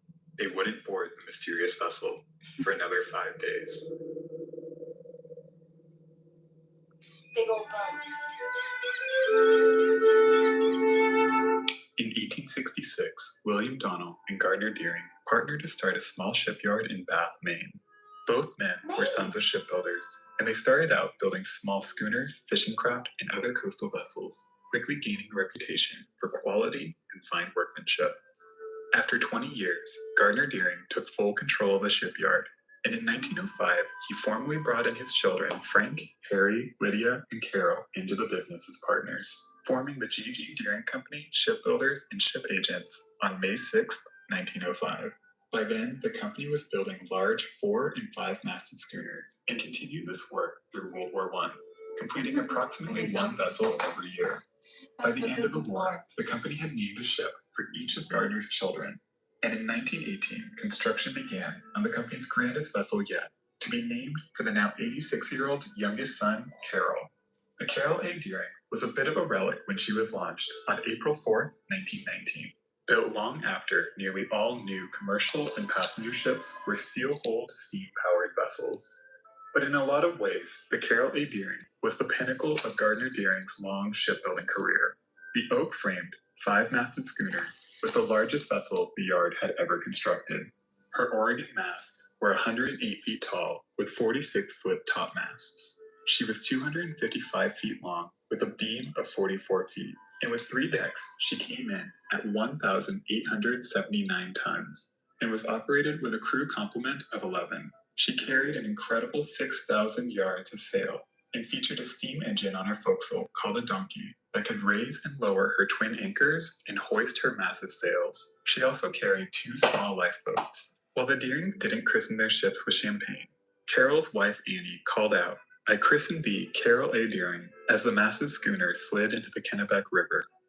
The Carol A. Deering was co-owned by the Deerings and several investors from throughout the Northeast. She was commanded by William Merritt, an experienced captain and a hero of the Great War. The schooner began her lucrative voyages transporting coal from the United States to South America. Within her first year, she earned her owners over half of their initial investment, but her promising start would soon come to an abrupt end.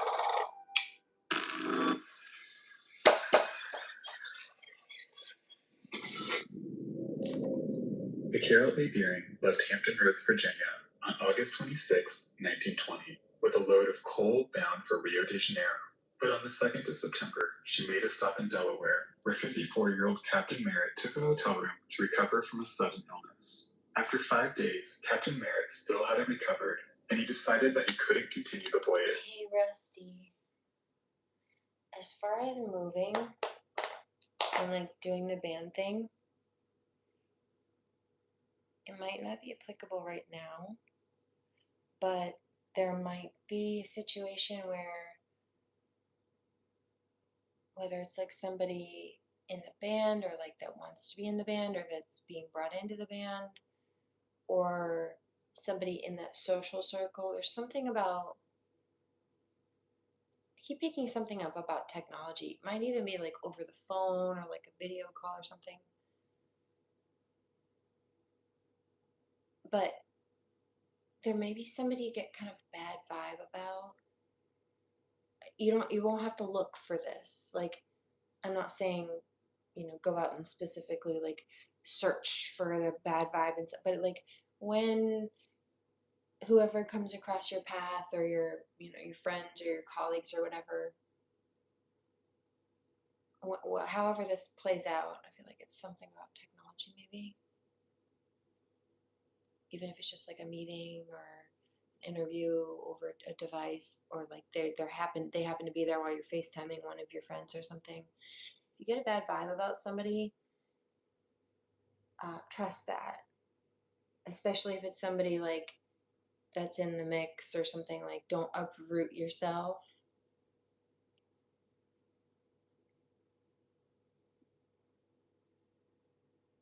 for a toxic person or environment.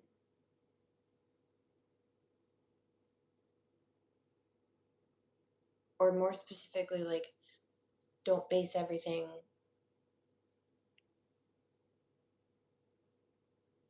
on that one situation, or like that one, whatever it is that you're doing, like all in, without making sure to acknowledge and kind of take stock or do what you need to do to resolve that situation, or kind of, even if it's just give a heads up, or I don't know exactly what it is. I don't think you'll even know right now. Hasn't played out yet.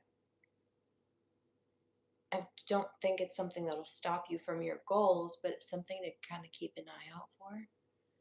Like, could even be like somebody wants to be a roommate or something like that. And like, if you get a bad vibe about somebody, just listen to that. Or just sit with it and double check before taking something for what it's claiming to be upfront, face value. That's all. And I feel like it's a specific person, or it will be.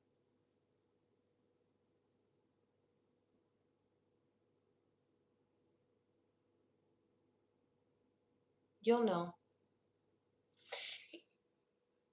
It might be somebody, I feel like it will be, who kind of gives you a bad vibe, like somebody you knew before. Like, they'll remind you, if you had like a high school, I don't know, it doesn't have to be a high school bully, but like somebody that was a bully, or somebody you just, I don't know, person at your job, or somebody you just really didn't like and they were a huge dick, or they were problematic or something. This person is going to remind you of that. Maybe not necessarily in appearance, could be, but more so in like their spirit, their demeanor. It'll kind of feel like, if you've talked to them, kind of like you're having a conversation with that old toxic person. Or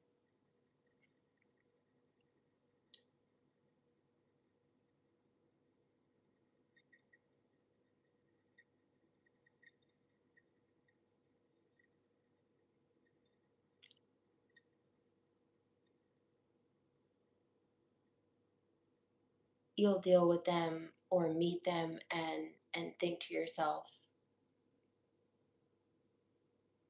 like,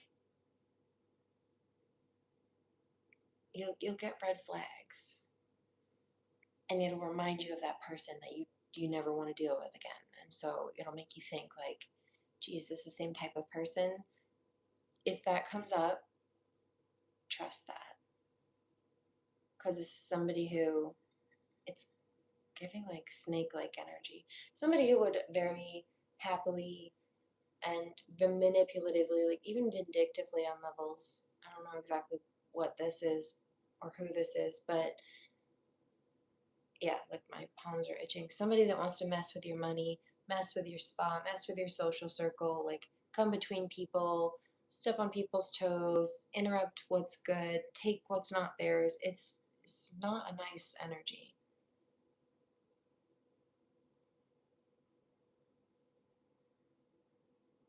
Chameleons.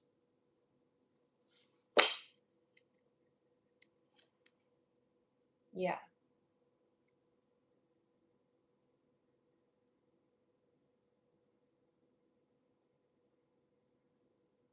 That's all. If they try to isolate you, run. I feel like this is somebody who would try to worm their way into something and like turn the social group against one person unjustly, or like take their spot or something weird like that. Just cause conflict or make you not even want to be there. So like, let's say you uproot yourself and you move for this band, and then it's such a toxic situation, it's like not even functional for you, so you don't want to do that. Or at least like make sure to address the situation and deal with it appropriately, have the conversations you need to, so that that's not a problem should you move forward with moving, what have you. Just be mindful, that's all. You'll know if when it comes up, if it's something you need to deal with, you'll know. It won't be something you miss. It'll kind of almost like give you a flashback, like your brain will click like, holy crap. It's like dealing with that old person again. Yeah, there's a reason for that. It's kind of like the same demon, just jumping from one of them to the next.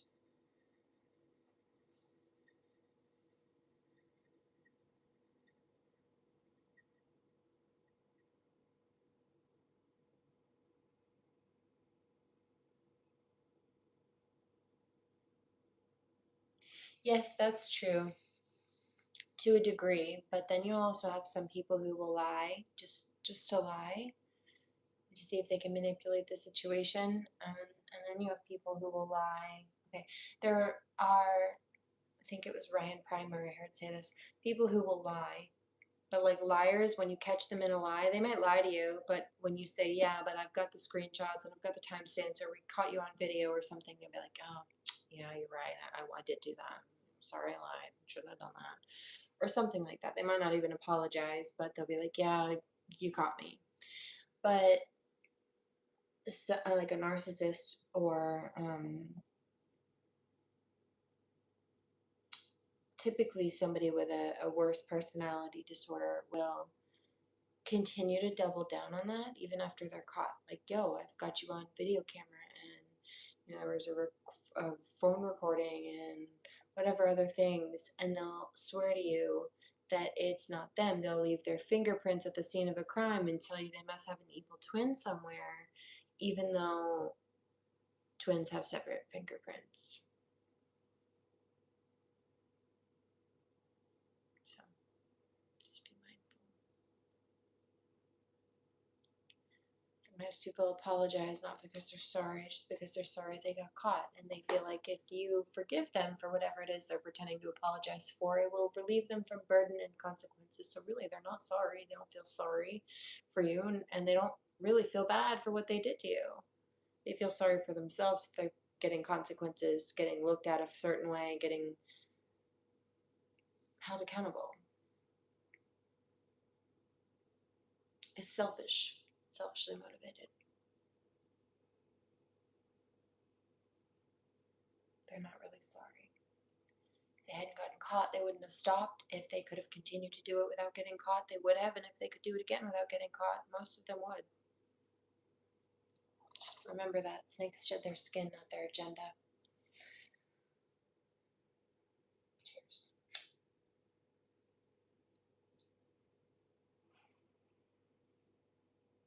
To be clear, I'm not villainizing the snake totem as a whole.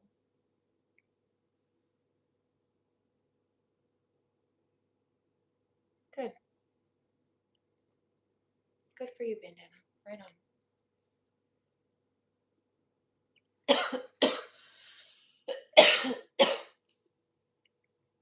Snakes represent Kundalini energy. It's just helix energy. It's the blend of the masculine and feminine polarities.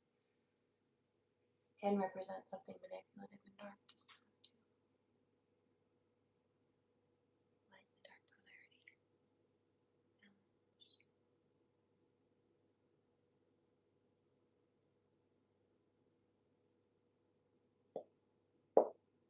It's just about which side of the coin. A narcissist will always try to reel you back in, and when they push you too far, they change the mask and work to maintain their control over you. Yeah, it's like Changing the goalpost is one of them.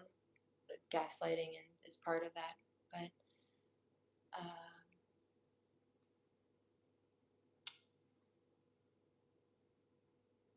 when they try to rope you back in, that's called the hoovering tactic. It's named after the Hoover vacuum. They try to suck you back in.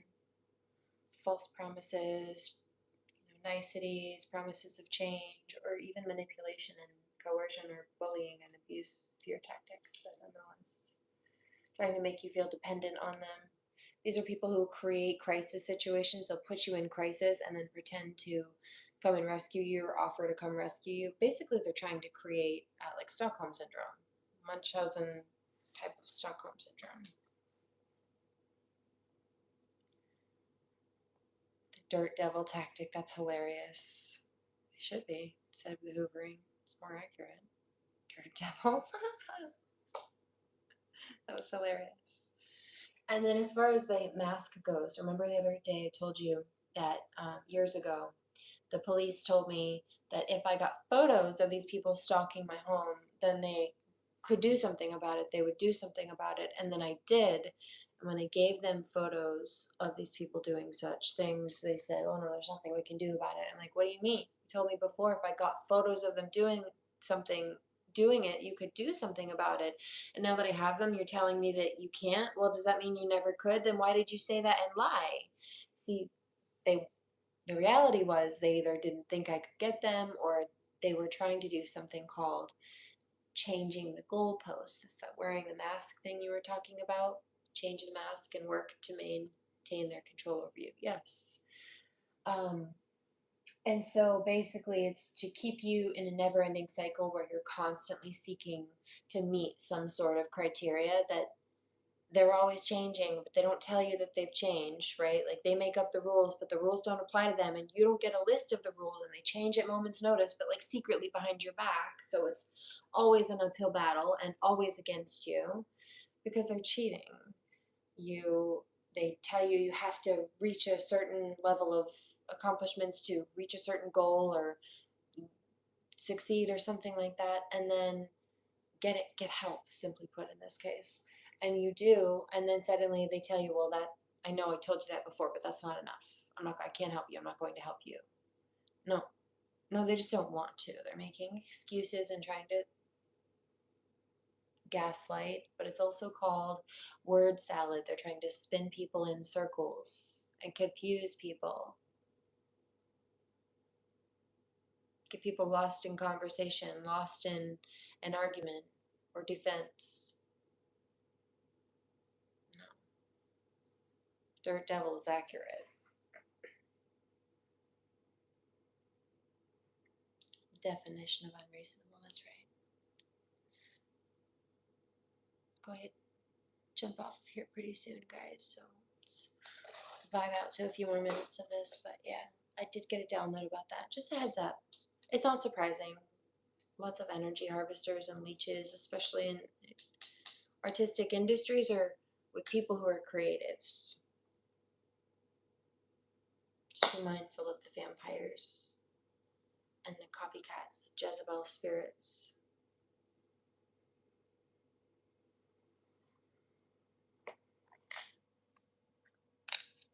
I don't want you to worry, you got it, but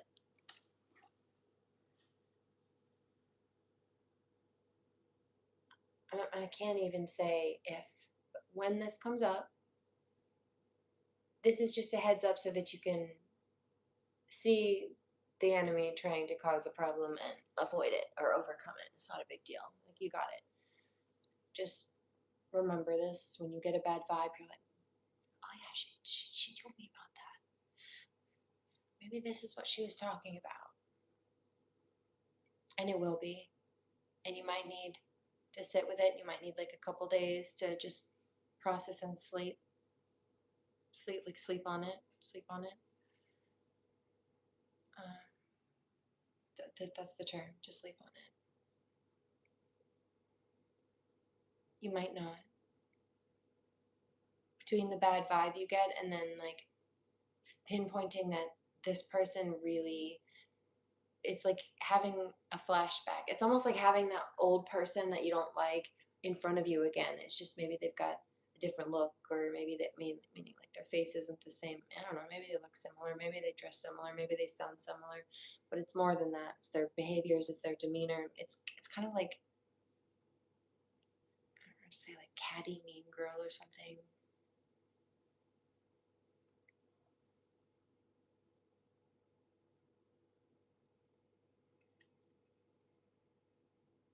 But their spirit and their demeanor and their, like, the bad vibe they give you, it's like the bad vibe that this one other person at one point gave you. And I don't feel like you've gotten that from a lot of people. This is like specific. And I don't feel like it'll be today. Like maybe tomorrow something might pop up in your path where maybe not this person in the future, but like something else pops up that reminds you of like who the person from your past is that was really shitty, that gives you kind of like the red flag experience to recognize this shitty spirit or behavior in this next person or other people in the future. And so it does, or like somehow tomorrow it'll just like pop up in your head and be like, oh, maybe she's talking about that person. Just hold on, just put a pin in that, that's all. And then in the future, when a situation where something with like band or like whatever it is comes up, when you get a bad vibe, the previous pin, like, oh yeah, that person, you know, the old person from my past, that's who this new person reminds me of. Just make sure to put pins in those and take note. Does anybody know I think it's Always Sunny in Philadelphia, Charlie? When he has like the graph charts on the wall and he's got the red lines and the marker and like a crime syndicate board. He's got the cigarette in his hand or the joint in his hand. He's showing people. I know full well that while I'm explaining crime syndicates, that's sometimes how it looks. But those of us who get it, get it. When the pieces come together, you'll know. You'll remember this. Those of us who get it, get it. So there's that.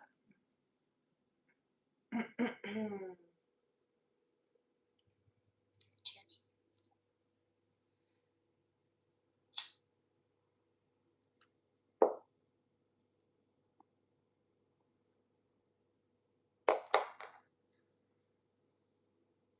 Asking forward questions. Yeah, I see this person kind of like sweating. They feel kind of cornered, and it doesn't even have to be an aggressive question. It's just like they don't feel comfortable. They feel like you see through the facade, or they're scared you will. It's giving like catty energy. This might be a guy, but it's very catty.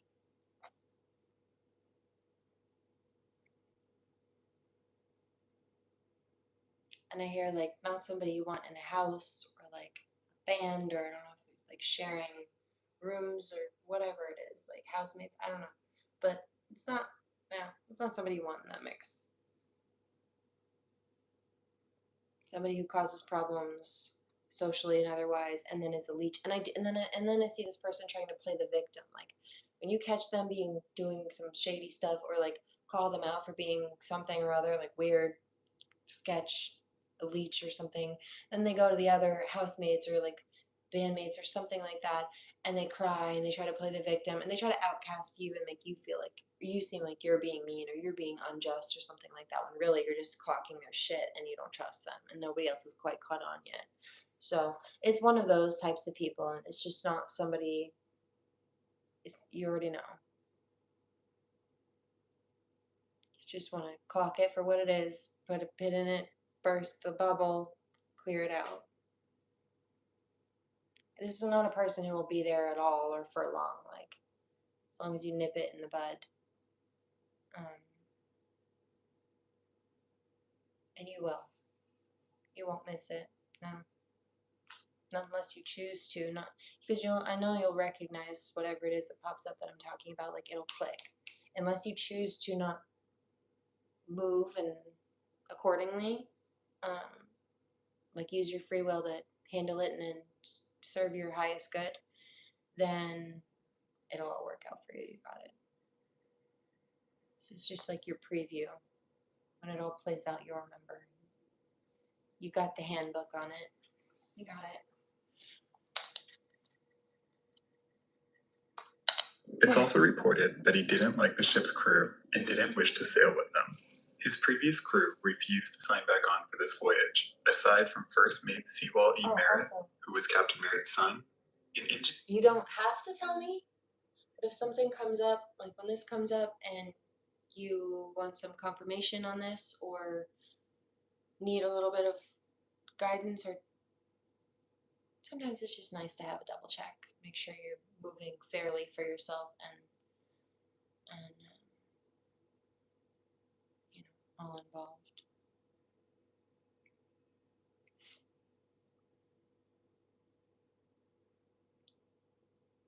Not to say that you need to give any grace to somebody who's trying to cause harm to you on that note, but you don't want to like unjustly accuse somebody who's not really causing problems. So if you are needing some extra confirmation or are confused at any point, just give me a shout. You know where to find me here.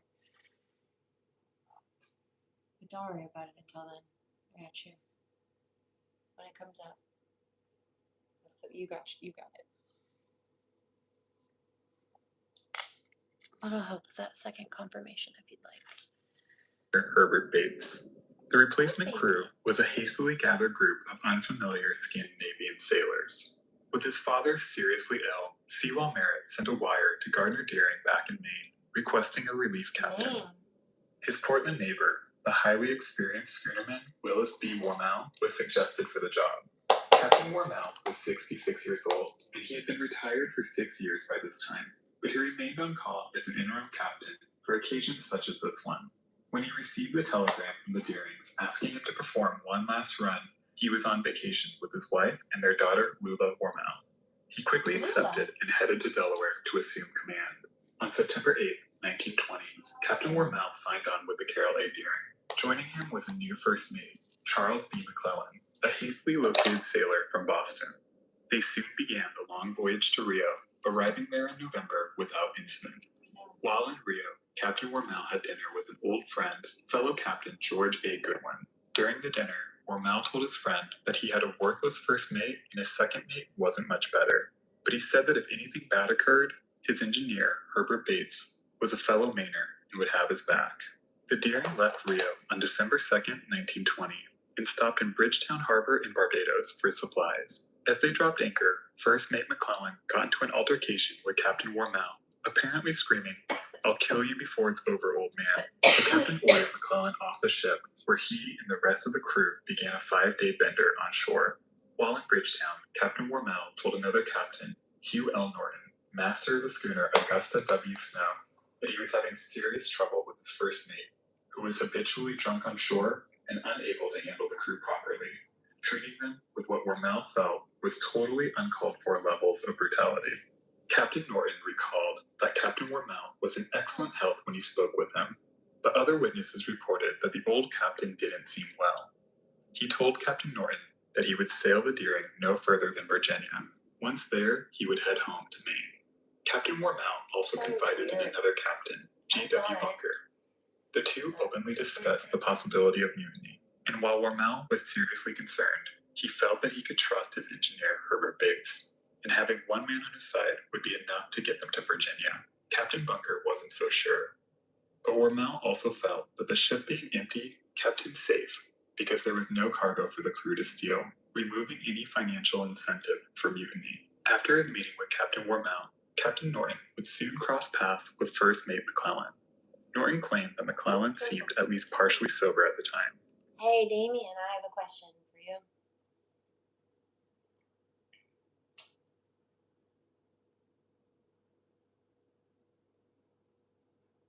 Red, black, or peach.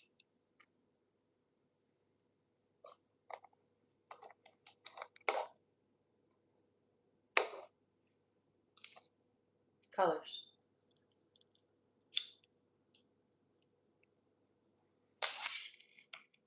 First mate claimed that he was having serious trouble with the crew, but Captain Wormel interfered whenever he tried to discipline the men, so he felt that he had no authority to do his job.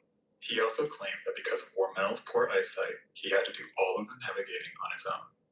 McClellan then grew desperate and told Captain Norton that he needed a new ship. Black. He asked if Norton would sign him on as mate, Black. but Captain Norton, of course, refused, judging McClellan to be of poor character. McClellan then immediately proved him right when he got angry at the refusal and began shouting. Captain Norton, his first mate, and the captain of another vessel all reportedly heard McClellan yell out another threat. Well then, I'll get the captain before we get to Norfolk. I will. McClellan's drunken bender was reckless enough that he finally got himself arrested. Ultimately, Captain Wormel decided to forgive him. He paid his bail and had him brought back to the ship to dry out. The Carol A. Deering raised anchor and left Bridgetown for Hampton Roads, Virginia, on January 9th, 1920. What happened to her over the next several days remains a mystery. Oh my goodness gracious. 5 mysterious ghost ships. Big old boats. That is all for the night, my darlings. I'm going to go off and go get some sleep, get some things done. But I'll be back. In the meantime,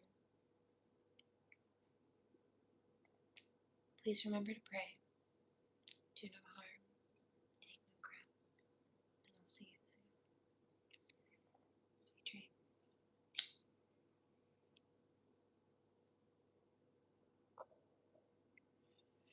Blessings.